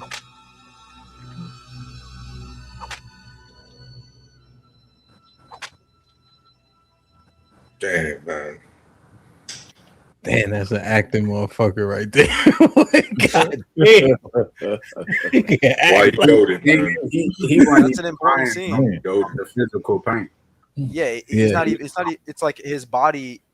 He wants to beat the shit and kill this guy that he's looking at. That's what he wants to do. It's not he's crying because it hurts. He's crying because he can't.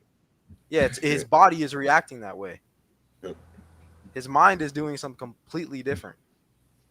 No, that shit hurt. I love that scene. That's a great scene. Yeah, it's probably like one of his best right there for sure. But if I walk in the room and y'all niggas in there having a cry circle, I'm walking out. No, bro. See, that's permissible context to cry. Like Taru's saying, when somebody, a loved one died, like context for crying. Where yeah, ain't nobody shaming that. I'm talking about a nigga stub his toe and I'm not dealing with that shit, bro. No. But is it the pinky toe Hamp? You know that. It depends, man. Pinky toe. I don't give a damn. He hit with a sledgehammer, man. That's not permissible, bro. Damn. No, and Miss Fantastic talking all this woke shit. I try to get that nigga a hug. He tried to shrug me off, but I'm stronger than him. You know what I'm saying? Tell them lies. About which part? All of it. CJ, what's popping, man? Perfect. What's the deal? What's the deal? How y'all doing, gentlemen? It's good. So this mental health stuff, man. I went to therapy when I was a kid. I had experience. I only needed it for a couple weeks, maybe a couple months, and they was like, "You fine." I don't think most men need mental therapy or mental health or therapy. We've been getting far without it. Like, what we gonna do? Talk about our problems? They gonna give a solution to these problems? What is the therapy for? Just to talk? Like, what is happening with that? I agree with Mr. Fantastic, and I agree with you, Hamp, for the most part. Go ahead. Miss Fantastic and I was kind of disagreeing. No, I think, yeah, but I think we do. I disagree with you about this. Man shouldn't cry, and if you ever cried, you ain't a man and all that. I don't agree with you on that.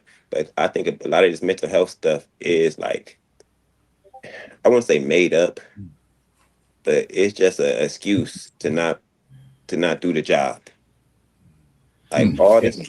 I'm saying cry from physical pain. I'm not talking about somebody passing away or your kids graduate. Like I mean that makes sense to me. Like B Nice said, that shit is like uncontrollable. You know what I'm saying? You ain't in control of that. I'm talking about physical pain. Man, most people ain't. Go ahead, sorry. Go ahead, Namda. Most people ain't in control of their tear ducts, nigga. So if they just get watery, can't help that. My eyes be getting a little teary sometimes. Right, baby. In the movie. Your water read. I mean, sometimes it's the AC. no, but I understand what B-Nice saying. Like, CJ, you can attest to this, right? You know, when you be sparring 2-3 days a week, when you get hit in the nose, your eyes don't water no more. They used to, you know, but we get so used to it, like it just, you know. So there are mechanisms, you know, and that's what I'm saying. People die, things of that nature. You can't control that mechanism. I firmly believe when you get hurt, you can control that shit, bro. That's all I'm saying. That's control a little more of that. Yeah, that's what I'm saying specifically. But what camera battery died. What was he saying? So you saying we see? What do you mean by we got far without it? What do you mean? What's far? Hundreds of thousands of years, maybe millions, and we wasn't focused on this mental health.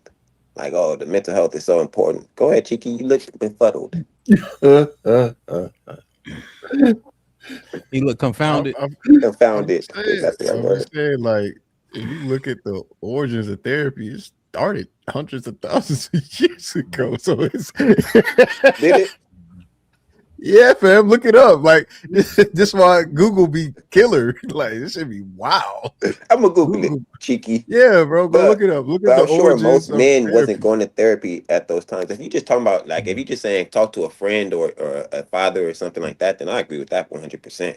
But the actual therapist or like someone, then yeah, I think I'm more like on that. Well, even you do realize, like, even in the Bible, they had counseling, right?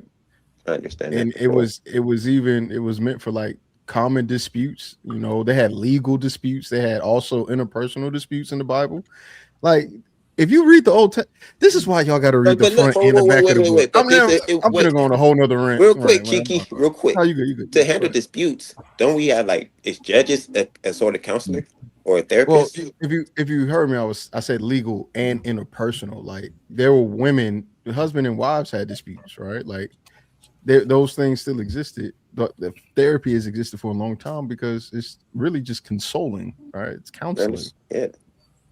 So the idea of therapy you may not have called it therapy like we do today, but there's always been someone to console and try to deal with the emotions or the psyche of the human mind, because that's just what we've had. Philosophers, especially in Rome, that's always been around though.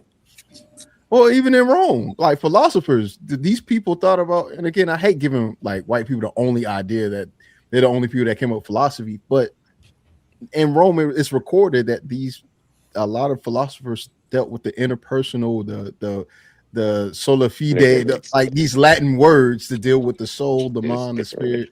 Yeah, and that's been for thousands of years, CJ. So we can't say like we can't say humans have neglected the core part of their self and been okay, because that's never been the case. We just don't look at it the same way because it's not called the same thing, right? Masculinity has definitely, as much as we say it's stagnant, it isn't, right? A lot of it is socially constructed in a way, and how we view and determine what's manly and masculine. All right, because you do realize niggas in wars was sleeping next to each other and sleeping with each other in Greece or in Rome. You say that's gay, and it is gay, but I think we conflate a little bit, because I agree with counseling from someone that you believe is like an elderman or someone wiser than you. I believe in that for sure. But I'm just saying like the designation of a counselor or a therapist to go express your problems, and maybe I'm conflating it, and maybe I'm just mixing it up. So you could be more right than I am. Unfortunately, it's actually just one and the same, bro.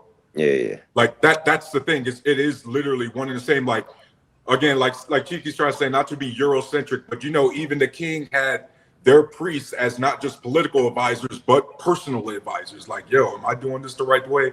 You know, based on biblical times, all this kind of stuff. Like, it was CJ. They had to do everything. You know what I mean? So I think counseling and therapy is literally like the same. It's one and the same. Yeah. Y'all know what soldiers got today? Soldiers in the military today got stress cards. If they feel stressed, they can hold up a card. And but even if go ahead. So if we didn't have this counseling though, do you think that men like we still was able to push through, even if you didn't have somebody to counsel you about certain things? We still got to get the job done. You don't think so? No, I totally agree. I agree with that because, again, this is a new phenomenon in the last 10, 15 years where they sort of want you to express your emotions and in the moment. And I remember a time when me and my buddies, we could get together, just like if y'all haven't seen the movie Brothers, you could get with your friends and they could talk you off the ledge. We could give you wise counsel, whether we was doing it or not. We could say, hey, man, that's not right. Or, hey, man, maybe try this or try that. And today, I don't know if it's really like that because people focus on the emotion. You're going to be sad, mad, glad. Those are normal. You can't say don't be mad. People are going to react. But again, CJ, I don't want you to go out and crash and burn everything out just because you're in an emotional state right now. It's all, So, yeah, I agree. I definitely agree with that. CJ, Reaper Rails with the $5. Men crying in a circle barefoot with wine to the girlfriend's theme song should be punished by death. Men should only cry at feats of greatness. That's Mr. HD 1822 in the building with the $5, man. Shout out to him. Salute. Ariana in the building. Denzel Denzel, Mount Vernon, New York. Born and raised. Shout out to Denzel in Mount Vernon. We can't work with Jakarta.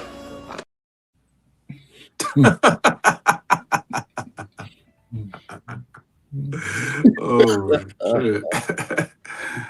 Hey man, shout out to Ice too. What up, Reaper? How you feeling, man? What's good, y'all? Salute to everybody in the panel, man. God bless y'all, man. I want to. I don't know if you guys covered it. I'm just coming back in, but I want to ask the guys who are like married or whatever, your baby moms, whatever, like how you guys balance. Not say you seek counsel from your wives, you shouldn't, but how do you balance the vulnerability of like that need to be vulnerable if you need to be able to confide in your wife certain things that may expose you versus having to be, I don't use this word stoic, but keep in frame, like how much you guys trust. Carefully. I do. And I've been married for a long time. Carefully, unless somebody wanted to go first. Some things, I've been married for 38 years. When we say vulnerable, I think it means different things to different things. I mean, I know men shouldn't be too vulnerable around their wives because you don't want them to lose, not faith, but that you don't want them to give them the impression that you can't handle the things you need to handle. And I know guys who like to express in front of their wives all the time. And my biggest, it's not even a fair. I just knew that I didn't need to tell my wife everything to get us through all the things we had to do to get us from when we got married to where we are now. It was my responsibility. So as far as she's concerned, it was mostly easy breezy, because I took care of everything. But I think the real issue is if you're too vulnerable around your woman, I believe this is what I really believe, that when it comes time where she needs you, she might not say anything to you because she thinks that you got too much on your shoulder because you've been vacuuming, you vomiting on her for so long. She might say, she might have an issue that she might not tell you about because she thinks you might not be able to handle it. Oh yeah, motherfucker. You know what I'm saying? So I just don't want her to think. So I think the way she views you is important. That's what I believe. The way she views you is important. You don't have to be a hard leg for that shit either. I mean, your women don't need to see you look weak. I gotta say this for the good of the order, man. I think y'all have a fundamental misunderstanding of what the people that need therapy, because it keeps getting relegated back to relationship issues and things like that. I can't tell you how many types of diagnosis codes exist for mental and behavioral health disorders. So it's not just the shit that y'all talking about. And little people who need therapy, they may be schizophrenic, they may be bipolar, all types of things. it's so many different reasons why people need therapy. And what happens is as you age out of the system, you become a grown motherfucker who has unresolved issues. And then you have the power now to not take your medicine. So now you become a grown motherfucker that's out here crashing out because nobody can force you to take the therapy that you always had and always needed and never stop needing. So just in y'all mind, just don't relegate it to what y'all relegating it to. Because there are those kids who didn't change classes, they had diagnosis codes. The motherfuckers that wanted to punch everybody's head in, they had a diagnosis code. And if they don't get that medicine, they gonna fuck everybody up. Like, so just kind of, you know what I'm saying? Do a little Google search just to expand your thinking on it. And my bad, Sean. I didn't mean to. I guess my question is like. I was answering your question specifically. Yeah, he was answering my question. My bad. I hear what Sean's saying. I mean, what he's saying is true. But what your question is what I was answering. Right. Yeah, you mentioned wives and stuff like that. So yeah, that was me. My bad, Sean. I didn't mean to. I wasn't trying to relegate it or funnel it into that, but just want to ask. Well, we could talk about both things. I mean, listen, I could be wrong. You know, I saw Mr. Fantastic look at me like I was crazy when I said that. I don't know, man. I just, you know, because my thing is, and if you get back to your question, I'll land it right here. One of the things that I don't know if I take pride in it, but my wife, when she goes to sleep, when she goes to bed, right, she's out in like less than a minute. Because she don't have the worries of the world, because I carry those things. And I don't have that many worries. But I think that's one of the reasons why we there. Like they say, you know, the shoulders are for, you know, whatever that freaking saying was that people talk about, hips are for babies and shoulders are for men, some bullshit like that. But, I just think that, you know, guys who express too much, you know, I just think that you show, maybe I'm old school, shows a little bit weakness, right? You know, when I hear men say, well, my wife let me lead and all that shit, I know it's just words, but I cringe when I hear shit like that. Because when I got married, it was no fucking question. I'm leading the family, right? That's when I looked at her father and said, I'm going to marry your daughter. I said, I'm going to take care of her for the rest of her life. So you don't have to worry about it. So I mean, maybe that's just me, and I'm not even a tough guy. It's just some shit just come naturally, man. If I'm gonna have a girlfriend, it's gonna be on my terms. If I'm gonna have a woman, it's gonna be on my terms. I think a man who marries a woman on her terms is lost. That's what I believe. So, what the hell? I'm just another asshole down the block, man. That's all. Could I ask another question real quick to all the guys on the panel if they've done therapy? Like, if there are any differences, if they've gone to several therapists, might be too specific of a question. Like the racial differences, right? Like going to a white therapist versus a black therapist, especially if it's a male therapist. Because I haven't been to therapy. I just went to school with some people did psych, white people, and they were drug addicts. So I'm just like, who the hell you? Like, what career you getting into to try to lead somebody? And I don't know. I hear all the time, like, you have to go to somebody who looks like you, which I understand. I just want to see if anybody had experiences they could speak on. My advice is that cultural competence is going to matter at some point. If Hamp is coming to me and Hamp, you know, is carrying a pistol every day, or he's saying he can't do certain things, and I don't understand the ramifications of him going 3 blocks over and what them niggas would do to him otherwise. So that cultural competence is gonna matter at some point more, you know, especially for us black men. So I agree with that. So I can only speak for myself, Reaper. My therapist from the VA, just very specifically, my mental issues have nothing to do with like race perspective. It's all military combat related. And there's very little therapists that can deal with that. So my white lady would do just as well as anybody else. You know what I mean? That's interesting. That's a good point. You think the white lady could counsel me? True. True. If you were in combat and something that doesn't relate to your mental health isn't related to anything racial related, maybe. I can't speak. I don't know. I can only speak for myself. You know what I mean? Like, nothing that I'm combating has anything to do with that. Everything has to do with the BS that happened in Iraq. You know what I mean? So that's why I said I don't know. My therapist was white, but I was 8 years old. We weren't talking about race, right? We were talking about emotions. You know, so. All right, Hamp, I gotta head out, but it was a great conversation. Thanks, And be nice. you'll have a good one. Okay. No doubt, man. Love you, man. Be safe. I don't know, man. I kind of tend to agree with Sean, but I understand. I understand what the expertise can still be an expert, but I think I'd be hard pressed, especially for me with my inclinations. So, But that's the stage of life you're in, though, Ham. Right? What you mean? I mean, where you are now, what you're saying is probably relevant to the way you are now. But if you were 10 years old, would it matter as much? The color of your yeah. hair? Mhm. Okay. All right. Yeah, just like at my kitchen table, they say cracker a lot. So, I don't know how it was at And yours. hit you with a realistic hypothetical, not an extreme. What? What happens in, let's say you live in rural Montana, Mhm. right? You just grew up there. There's not going to be a lot of people who look like you that also are licensed therapists who can relate to you. You get what I mean? But there's a chance that that white dude or even that Mexican therapist actually speaks to you better than somebody who looks at you, simply because, as you said before, it's about experience.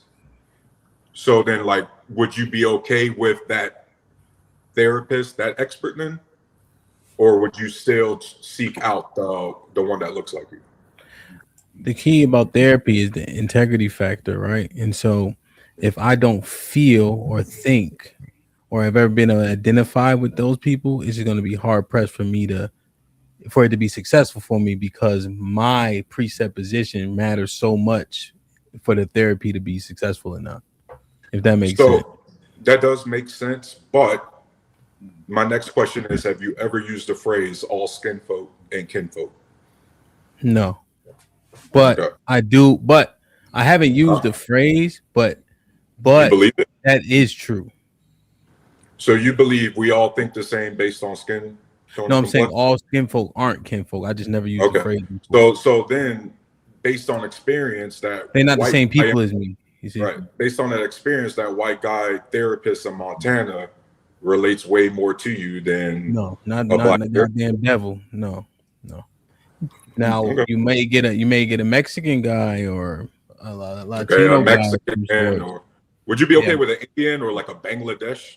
Like a You know, they Native look- American, or East Indian. Both. No, so as a matter of fact, I went to get my the Native American, yeah. So okay, Now- so indigenous, yes. East Indian, Hell no. I went to get my consultation to get a vasectomy. And I went because there was a black guy that worked at this office. And they sent the East Indian guy in. And he got that accent. And I said, "You think you cutting me? Hell no. I came here for the black guy that worked here." "Oh, he on vacation?" "Well, I'll be back then." And then I had 2 more kids fucking around with him. He should have just not went on vacation.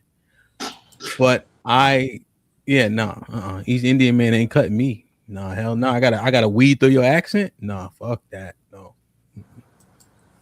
Don't make no sense. You would agree, right?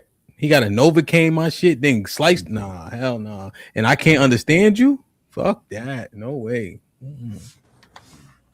Yeah, I didn't. I mean, I got a vasectomy too. I wasn't trying to have full blown conversation with homeboy on my balls. You might need to converse. You know what I mean? Like, I feel it. Thankfully, I didn't have to. But, you know. Yeah, I mean, mine was logical. I thought through that though. You agree, right? If I can't understand your accent and we gotta say, does that I hurt? understand that point because there's a Okay. language barrier there. I absolutely understand that point. The problem is, in my hypothetical, there is no language barrier with the white guy. Yeah, even still though, that man didn't live the same. Even if I had to rank them, right, regardless of any, like, just I would probably go East Indian last, Arab next to last. Who else you got? Middle Easterns are some of the best, bro. Asian, White? you were Asians. Oh. Yeah. Yeah, Middle East might be fine. White people, Asian people. Nah, I probably bump the Arabs up a little bit. Before the Asian people, and then Latino people, then Black people. We need a tier list. We need a tier list. Yeah, you ain't snipping me. Oh my god, we need a doctor tier list now. I don't even know his holidays. His holiday might start at 12 p.m. Now he gotta wait. Fuck that. He gotta go pray or some shit. Nah. Oh, by that logic, you gotta knock the Middle Eastern doctor down. At 5 o'clock, it's done, bro. You better not schedule I'm just joking, but yeah, you never know, brother. Are they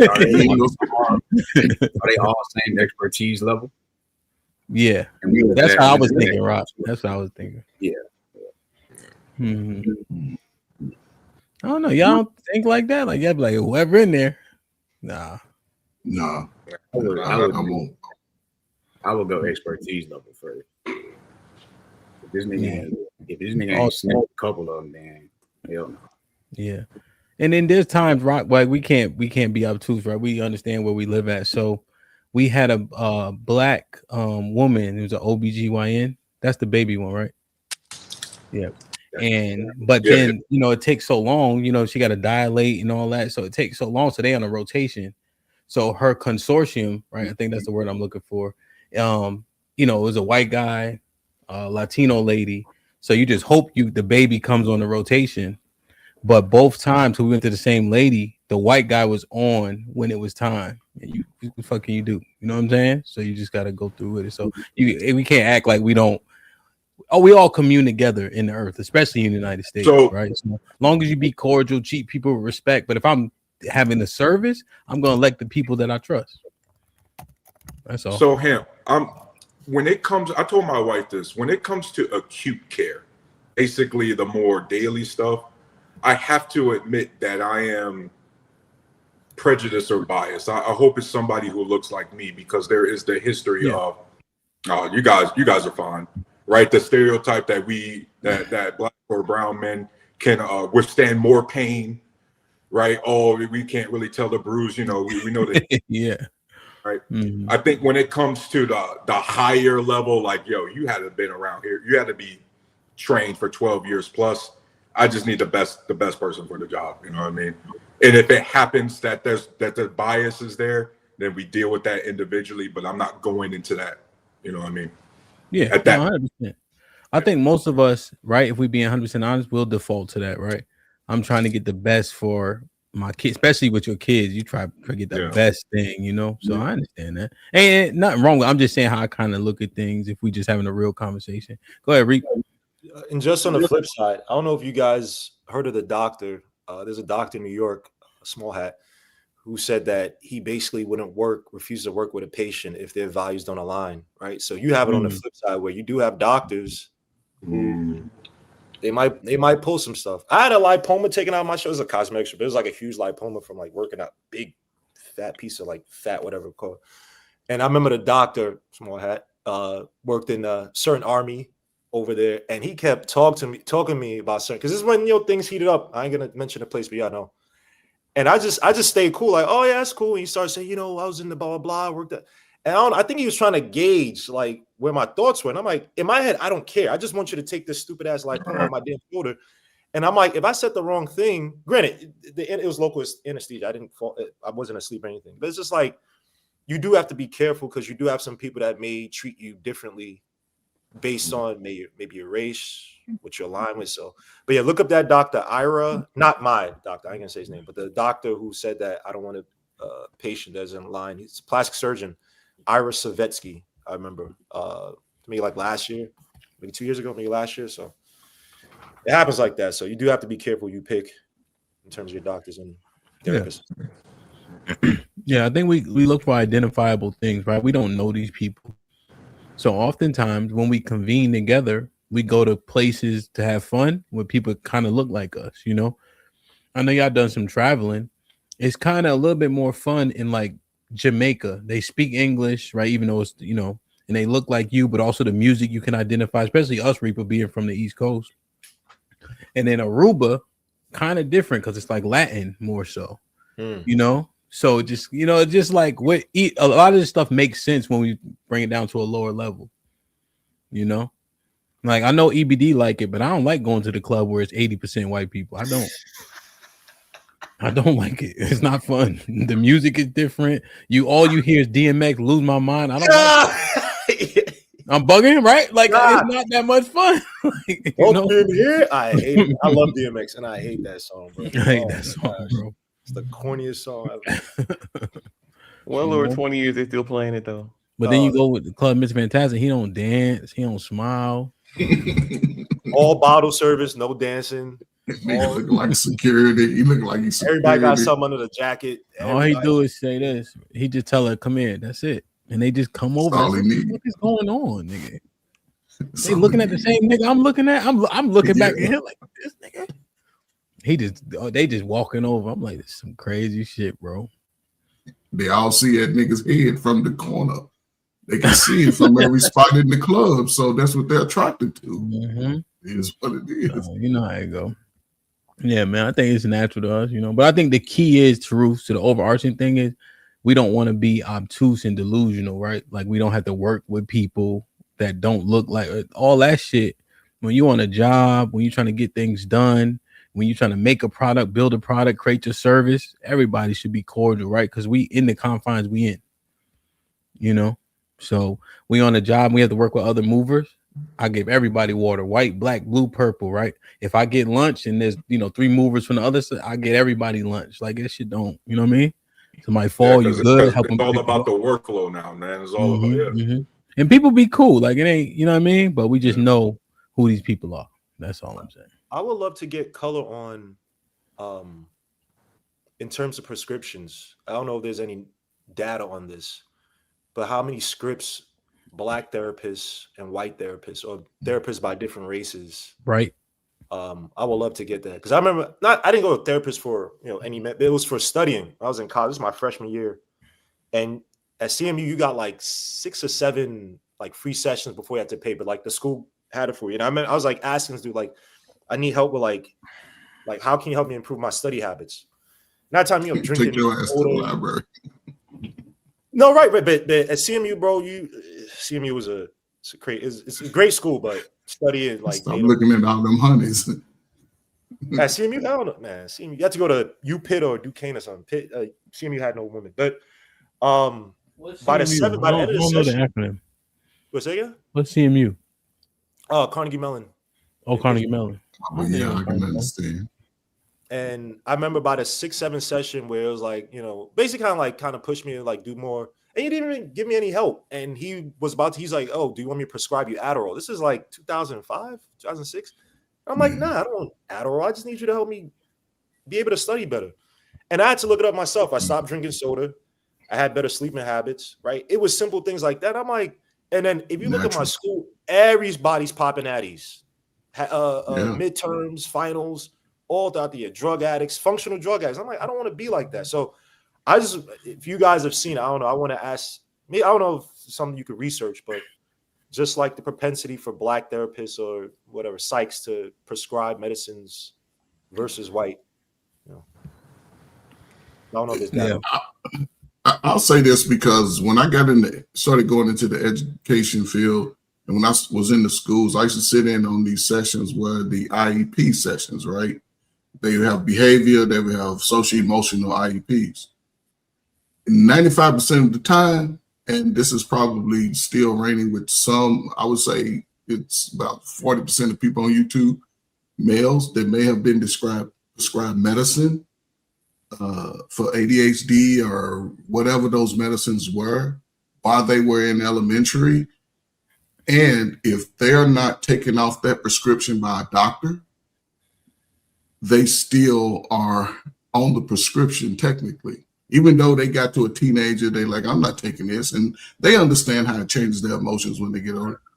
But technically they can, if they were to get into some tough form of medical situation and anything with the law, they would be able to go back and see that, oh, this person was prescribed a medicine and they were never taken off of it. I just wanted to throw that in there because that also affects emotions as a teenager going through puberty, male, female, certain, even marijuana. There was a study, even with marijuana, when children start smoking between the ages of 11 and 13, it could make the females more manly and the males more feminine.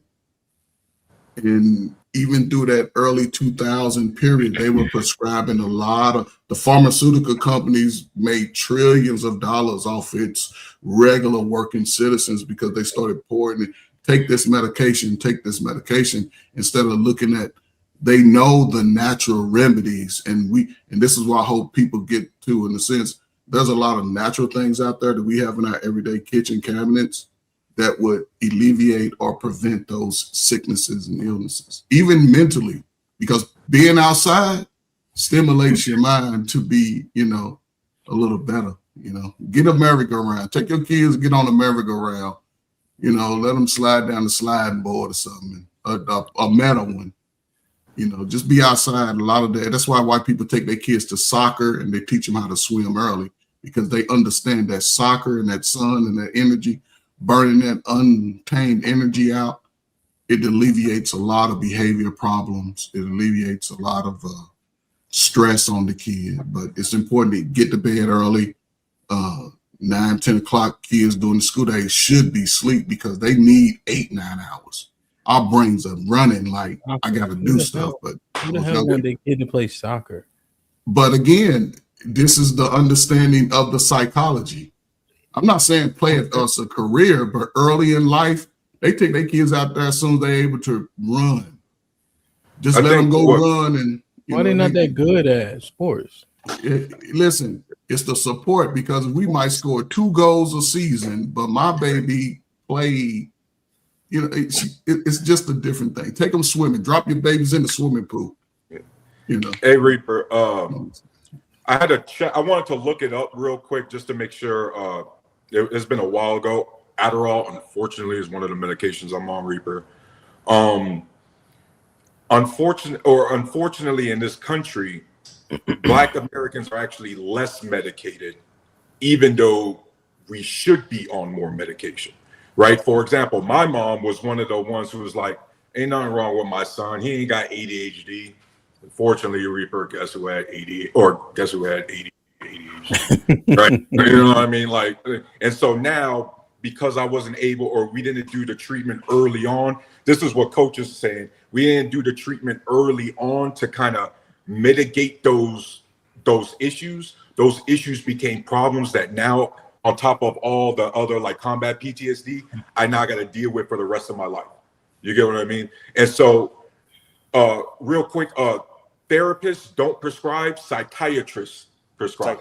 And what you're talking about is, unfortunately, when you said, hey man, I'm just trying to help find something, or to get me to help study better. That's what every single student go up in that office asking for Adderall for, Reaper. You know what I mean? They're asking for Adderall. So my dumb ass was there trying to actually get help when I yeah. That's wild, bro. All right, Kitty, I love you. Yeah. So what you're asking for, the psychiatrist is like, you're just the next 1,000 student that came up in here trying to get that because you done crammed, you done procrastinated like everybody else, and now you got less than 24 hours for that paper. That's what they, you know what I mean? That's what it went down. Yeah. I would ask you this though, and this probably not enough. Before you went to the military, right? You had that ADHD. Do you think that there was maybe a medium to like what Coach Ferg was saying, where maybe there is something to treat ADHD without going the Adderall route? Do you feel like, damn, I do this activity, and sometimes I don't even have to pop this Addy. I feel like I'm building something. All my energy's been wasted for the last 5-6 hours. Now I can go back home and I can like concentrate. I can like chill out. Everything is normal. Because when you think about it, right? Think about how even the school system is, where overseas certain places where they don't even have kids in a classroom. They go outside and build, learn critical thinking, learn how to do this, learn how to do that. And they let those kids go out there, learn, build something. Yeah. And then after a few hours, then it's okay. Now we learn some arithmetic. We have the Montessoris, but they're not to that extent. because Montessori is supposed to be more activity based. But a lot of time there's probably I pay 50% of the time they probably still sitting down, which is kind of but it's better than just the straight pew, like because the construct come from like church, you sit there and listen, but the Montessori try to say, well, they need a little bit more activity and they comprehend better. Yeah. And a lot of those schools outside of the United States, they in school longer. See, they able to sort of balance it out. They're in school longer. And Darush, you said something interesting, right? Because I would always look at the numbers, right? And when you're sitting in those meetings, right, then you see a lot of kids that look like they could be my son or daughter. It's like medication. A lot of white kids, they would give them the alternative solution. There's the natural remedy is what they give. That's why they direct them to get into these activities early in life. We want to hold our sons and daughters in our arm until they, damn near 15, but getting them out there, letting them get in challenging situations. That's why the playground back in the day was important, because it taught you, and I'm not talking in school, but on your block, running up and down that block, scraping your knee, that taught you a lot of social skills. You can actually come up. I remember seeing kids just coming up with remedies on the spot. You're learning how to mend your wounds, because that was all part of the socialization. And being taught by Black teachers played a great deal because they would give you the solution and they would give you the pathway to find a solution for yourself.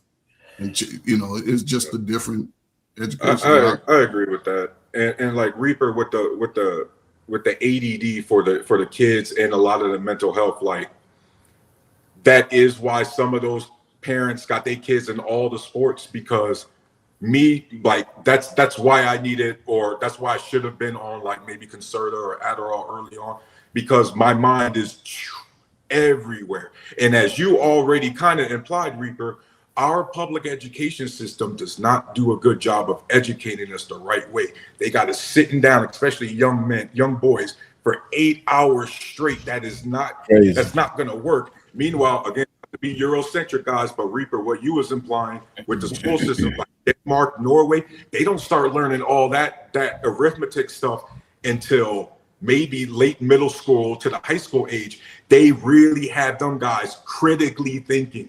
Let me get this reading, this literature up, let me go outside with these kids and everything like that. And so Reaper, you're 100%. And so I just wanted to just clarify, like, when my therapist first came to, when I first went to therapy as an adult, she initially tried to do those things and then tried to do the non-narcotic ADHD medication.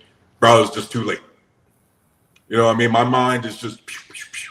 And so now I got to take Adderall twice in the morning, once in the afternoon kind of shit. You know what I mean? Because it helps me slow down and actually concentrate on one thing. Because as you know, with ADD kids, if we're really into something untreated, we're in it. It is hell trying to get us to do the bare minimum, just the daily. You know what I mean? And so, yeah. No, man, this is enlightening for me, because I'm really against those medicating the kids. I just don't like the IEP thing. That bothers me the most, because to me it's like a jacket and it follows them, and their assessment is the first question they asking is, does this kid have an IEP? If so, y'all know, I just be thinking about the connotation of thing, even if it may be effective, my middle daughter had like a little bit of a stuttering issue.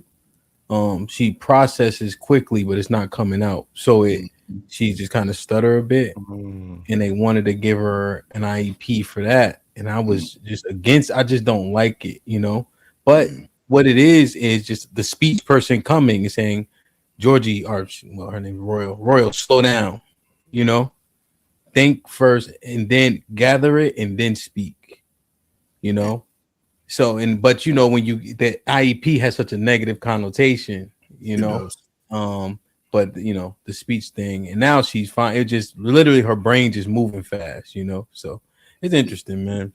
West End with the $5 says, my mom, who is a nurse for 40 years, did not let me get on any ADHD drugs. With time/practice, you will overcome it. Drugs isn't the answer in my case.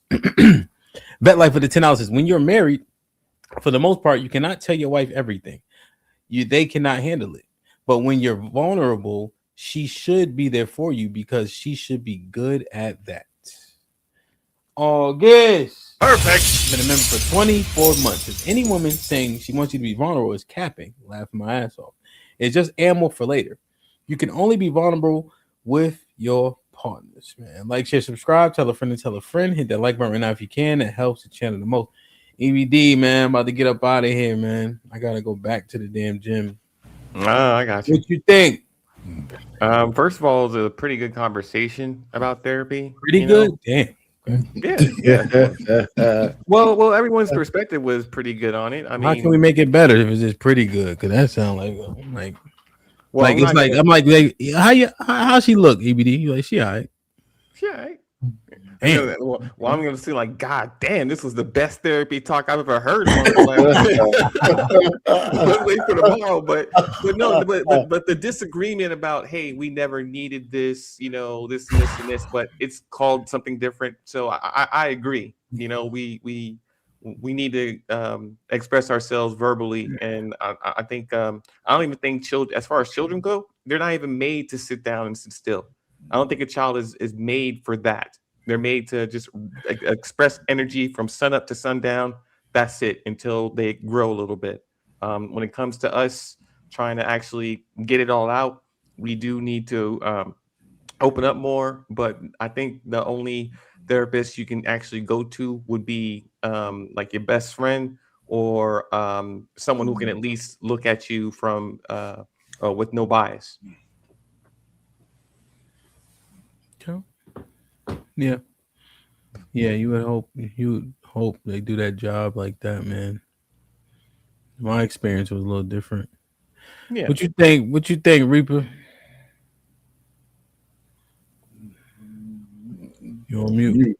My bad. Oh, sorry. What was the question? My bad. I had to text somebody. No, just your, final synopsis. I mean, all you guys brought up great points. I'm probably more on the Hamp side of things. Like, I've had counsel around me, so I haven't necessarily had to use, I don't say so-called therapy. I think in my life, I've always been honest with myself as to what my shortcomings, my issues are, and I try to work on that. So, like, I think that's one thing like, if you're that early on, I think a lot of these issues don't really build up over time. Just me. I can't speak to guys like Tarus who've been through, talking about combat and having, ADHD, that stuff. I haven't been through that, so I can't speak to that. But I mean, everything you guys have been saying have been right, man. Try to seek the right therapist if you need it. Be honest with yourself as to what your issues are. If you're a fucked up person, try to see if you can fix being a fucked up person. So, and I would try to stay away from, the drug stuff just scares me because, like I said, man, I went to school with some people. Not a lot of psych people at CMU, but I just went to some school with these people, and they're degenerates. I had in my high school program, we had psych people, and that's a whole nother story. This lady was literally is a school house of black kids, like 7, 8 of us, called Better Chance in Wilton, Connecticut. And we had one of the psychs who literally, to me, was running her own little social experiments on for us to beef with each other, fight with each other. And I'm like, what the fuck is this shit? Every time we met this lady, we're fighting. We would come into a fight afterwards. And I'm like, this shit don't make no sense. Her name is Miss Ross. Fuck her. White. And her daughter, Peggy Ross, was degenerate, would drink, drug up. And I'm like, how is she telling us all this shit, but your daughter? So I always been against the white therapist shit. If you need a counselor and commune with your men, your fellow brothers, do that first. Try to find ways, find a solution. But yeah, everything you guys have been saying has been great. Everybody has great perspectives. I just stay away from the drugs and be honest with yourself. Yeah. Word. What you think, Coach Ferg? Oh man, listen, man. Again, man, I'm glad the conversations are being had, man. I wish they was being had 25 years ago, but we here now. The Band-Aid is pulled off, and I think everybody, again, I'm not telling nobody what to do, man. And it's a great opportunity, man, to be different and move different. Because if it's about the future, right, the information is there for anybody to learn it. You have a small child, a middle teenage child, a young teenager. Somebody about to graduate, man. Just be open and honest with them, man. Let them read the information for themselves on what it is to be better. Sometimes when we talk, our pictures are not always as clear, and we use our worst of our life experiences to always push into our young people's face. Sometimes just let them know you have a certain thing about you because it's in me too. It's in your dad. It's in your mom. And, just be open and honest, man. Don't listen. Question white folk like y'all question black folk. Question them the same, because even a genius asks questions. So this is 2026, man. Salute to everybody, man. Listen, kids outside all summer. Take your slow kids outside. Everybody take the slow kid, the one that can barely walk, run. Get them outside, man. Let them enjoy life while they're young, man. So salute. And I'll say slow out of love. I ain't call nobody's kids slow. I work with children all my life. Just coach 5th and 6th grade girls. Salute to my team, man. So yeah, man. Y'all stay up, man, for real. If that's love. And Hamp, I'm gonna say this. All you slew-footed non-football players, put everybody in football. The girls, the boys, everybody. It'll knock a little more sense into them. They'll calm down a little bit. They say football made the most basketball players. That's for sure. Yo, watch your mouth, man. Watch your mouth. Chill out, bro. You're just a basketball player. You doing too much, bro. Like, no, I just be you asking. can't ball.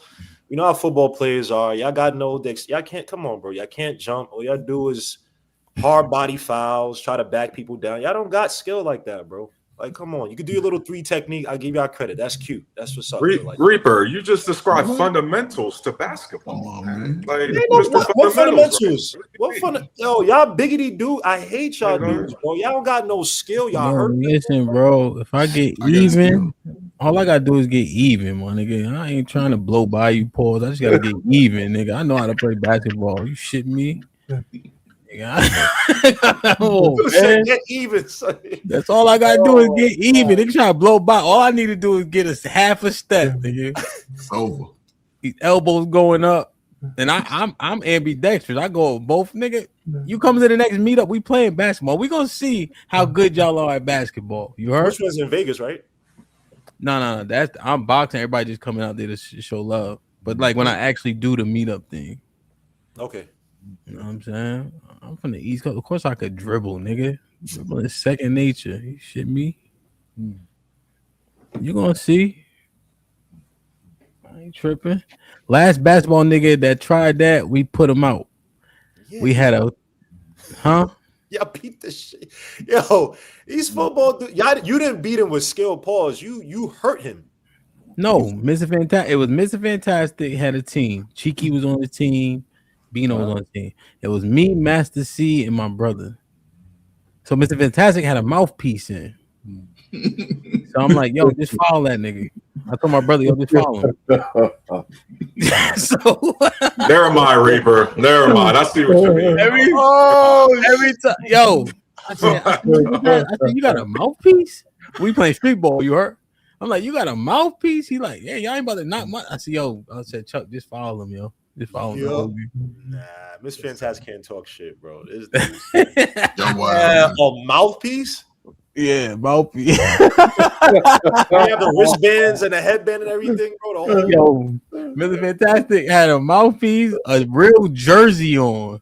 I think it was a Shaq or Kobe jersey. And then we playing. He got an Under Armour the whole set. That's a military training, man. He came out there because he's been playing on base.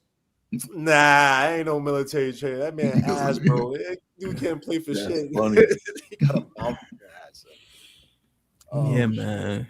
So salute to Mr. Fantastic. I'm like, oh yeah, just follow him now, man. He, So yeah, man, it was good. So we beat them. We put them out the tournament. You know what I mean? Now UT could ball though. I ain't gonna lie, UT could ball. And you seen James before? Lady Di, her husband, he could ball. Nice. You probably seen him. What you think, Taruf? And man, this was an awesome panel. I really like chopping it up about, like, chopping it up with grown men about, topics like this.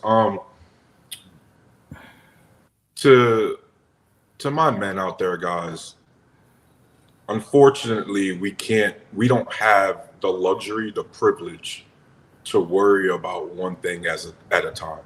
We all know this, man. We got to be head on a swivel 24/7 or shit falls apart. That's an unfortunate reality. The older we get, the more responsibilities we take on. That also means the relationships that we have with our family and our friends is also that much more important, because we all experience burnout at some point, and we all know burnout and isolation is the worst. When you got burnout and you feel like you got no avenues to turn to. But damn, I'm feeling some burnout. I can lean on my wife a little bit. I can lean on the homies a little bit, right? I can talk to people on a panel maybe, right? If I'm now, because it's becoming destigmatized, I can go reach out to a therapist. Hell, I ain't even got to show up in person now. We can do video calls. That's right. You know what I mean? And so, but on top of getting the therapy, getting the treatment, make sure that, guys, you're maintaining your relationships, and more importantly, do things that bring you joy and get out of this, oh, I can't do this because masculinity this. Yo, if you're a black man and you love snowboarding, go get your ass out there on the mountain, go board. If you like rock climbing, go fucking rock climb. I need to see a black man on K2. I need to see a black man on the Himalayas, please, not frozen.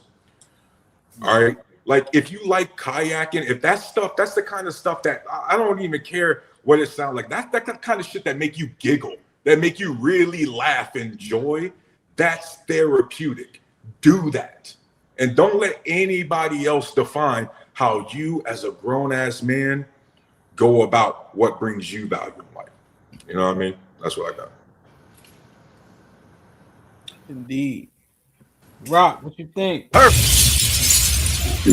it was a great, productive conversation. Like I said earlier, I sort of moved from thinking that therapy was a zero sum to, it might be a +1. I still think I would rank it at the bottom of my ladder as far as vehicles that are therapeutic. I think the more therapeutic actions or endeavors would, outside of them being like relational, where you need to talk to somebody, but as far as the complaining about the day-to-days and that type of thing, I'm still leaning that actionable therapeutic things are gonna outweigh or be more effective than therapy. But I'm moved a little bit as far as thinking that therapy was utterly useless. So I think the value from the conversation I can acknowledge for certain. Yeah, I think that's training. That's just training for football. It's not a real thing. So what basketball? Yeah, it's just training. For sure. That's a workout, sis. Yo, watch them out, bro. I'm just saying, it's a work. It's like you can't. Who the fuck is this? Who the fuck is this Tavon Austin looking ass dude? Watch them out, son. Tavon Austin. He was mad nice to us for G. I got love for Tavon. That's my guy. Yeah, and probably nice at basketball too. But watch him out, bro.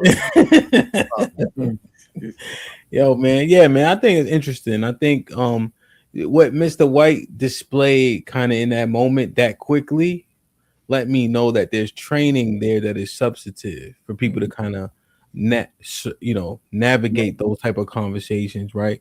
He can readily identify an issue even though he doesn't have direct experience with the thing that they're articulating to him. So I see a lot of value in that. Very similarly, like going to a coach that can coach, right? Going to a coach that has the acumen. I see the value in how that was necessary during a conversation in order to navigate something you're having an issue with. And that can happen with your brothers. The likelihood is just a little bit more probable with a person who's trained and then also looks like you and maybe has some similar life experience. I could see how that could be valuable, in that way, So now it was good, man. The Wednesday show, if y'all ever get a chance, go back and watch that show. We had another therapist up there, Ask a Brother podcast, Jeff James. So he was pretty informative in terms of masculinity versus femininity, along with Mr. White. And the panel was good just overall, So definitely go back and watch that stream. It was only like an hour and a half too. So I had to go do something. But I want to just continue this, right? Because the masculinity thing is just shit just been getting thrown around too much. Oh, she masculine, he feminine, he sassy, all this bullshit, right? Simp and pander, all these things just being applied to people without the denotation mattering at all. And I think we've done a disservice to masculinity as it pertains to us, because a woman with bad behavior is being called masculine. That makes no sense, right? A man who with poor behavior or behavior they don't think is okay, they calling them feminine or sassy, right? It makes no sense. Let me ask you this, and because I really don't want to keep you, but just based off of that Wednesday show, and I think you were talking about masculinity on Monday as well. Yeah. My question is, what makes it bad behavior, or not even what makes it bad behavior, but why is it categorized as bad behavior? And I'll give you my opinion, and you can tell me if I'm off or not. But the female subject exuding a predominantly masculine trait results in bad behavior and poor behavior. So when you say that, she's acting masculine, she's not acting masculine, she's exhibiting poor behavior. That's right. I would offer that it's poor behavior because that's a female subject doing something that's not predominant within her. Yeah, 100%. It'll be them being argumentative. It'll be them being overly talkative, right? Cutting people off. It's childish, but that exuding that doesn't make her masculine, right? We just call out what she's doing, right? Why does masculinity get pigeonholed when she's yelling, fussing, cutting? Why is masculinity even a part of the conversation, Rock? I guess is my question. Because stoicism would be a part of masculinity, right? Real aggression is a part of masculinity. Like when my wife get mad or something, or woman get mad, I don't see it as aggressive. My kids yell and cuss, or they don't cuss. Well, they say shit because whatever. But I don't see it like, oh, you chugga wugga, you getting aggressive. It's a fucking baby. Sit your fat ass down, baby. You know what I mean? Like I just don't see it like, I don't know. But I understand. You said it too. I think it was on that Wednesday show or one. I want to say it was a Wednesday show, but I missed a good chunk of it when you said that the dude that hit you is like you and a bunch of your boxer buddies, y'all at a bar, and the dude bumped into you, and you were like, "It's okay, buddy." Like that's extremely mad because all the toughest dudes that I've grew up with, they all have that like, I could kill you, but they just smile with it. Like, I'm not gonna. Are you good? Like somebody's trying, do that stuff. Like, yo, I'm gonna F you up. So I'm from the Bronx. Like, all right, bro. Nah, you good. Don't worry about it. Like, that's masculine versus like what you just said, showing your wares. Like when an animal that's smaller and they see a bigger animal, what they do, they try to make themselves appear big, right? So they act out to try to scare them, which I think is like not masculine because they're scared. So or they lay on their back. They fake dead. That's another play dead. Yeah. Feminine, right? The feminine is to lay on your back to show that I'm not a threat. But if I'm a female subject, like a female animal, I'm just the smaller animal, and I do that and I show that aggression. That's poor behavior because that's not my lane, especially against. But BMT, you would say that regardless if a man disrespects you or a woman disrespects you, the disrespect isn't masculine or feminine. That's the disrespect is poor behavior. Period. Right. No, that's universal, right? Well, disrespect is contextual, but aggression, right, aggression is predominantly masculine. When a woman shows aggression, and yeah, this is just my opinion, my thesis. It's poor behavior because that's not predominant in you. So, or like you said, when your baby boy, when he get, that's just non-cultivated aggression or premature aggression. So it don't move, but he's still being aggressive. Or when your wife, when she get mad, she's still being aggressive. It's just, or it's like, you go in the weight room, nigga benching the bar, you benching 3 plates. Oh, you ain't really benching. That ain't no real weight, right? That ain't real aggression. It's but I'm saying it is still I get what you're saying about saying, okay, it's not, she not really being aggressive, or the child ain't really aggressive. But I guess I'm speaking on a technicality. It's like, it's still aggression. I'm just saying the subject is oozing. I think that the key is, right, that this the greatest weapon they have, right, is the power in the tongue, because they don't have the physical prowess. Right. So when they enact that one skill or weapon or ability or advantage, right? Just to be fair, arguing women is not an easy feat. I think that right, because we're talking about being argumentative, that belongs to them, in my opinion, right? That's their weapon of choice. So when they get yelling and acting like whatever, I still deem the behavior unbecoming. But your logic isn't like flawed to the point where I can't understand it. I just think we do masculinity a disservice every time we talk about it when it's exuded by somebody who's behaving poorly, Right. I heard you say that. I thought you were a little short on that, Hamp, and that's exactly what I think. I don't believe in toxic masculinity, but if there was something, it's when women wield it. Right, when women, what they consider masculine, what people call, I hate calling women masculine because I don't believe in that either.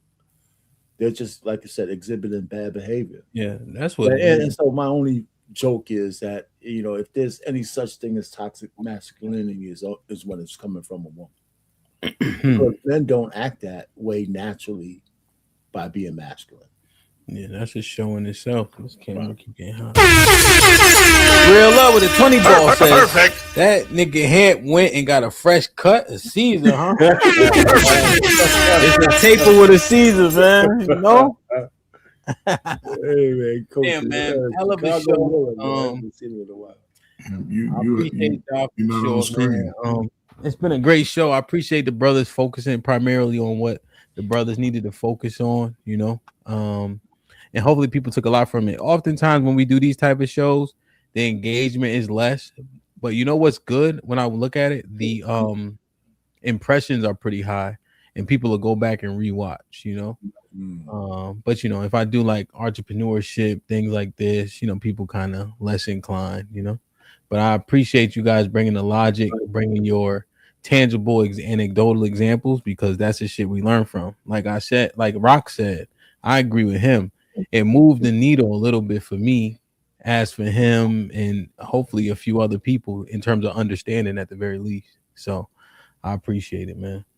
I love y'all. I appreciate y'all. I might come back and do the music later. Be safe and do the right thing, man. Like, share, subscribe. Tell a friend to tell a friend. And we out. Yeah. Sparkeye.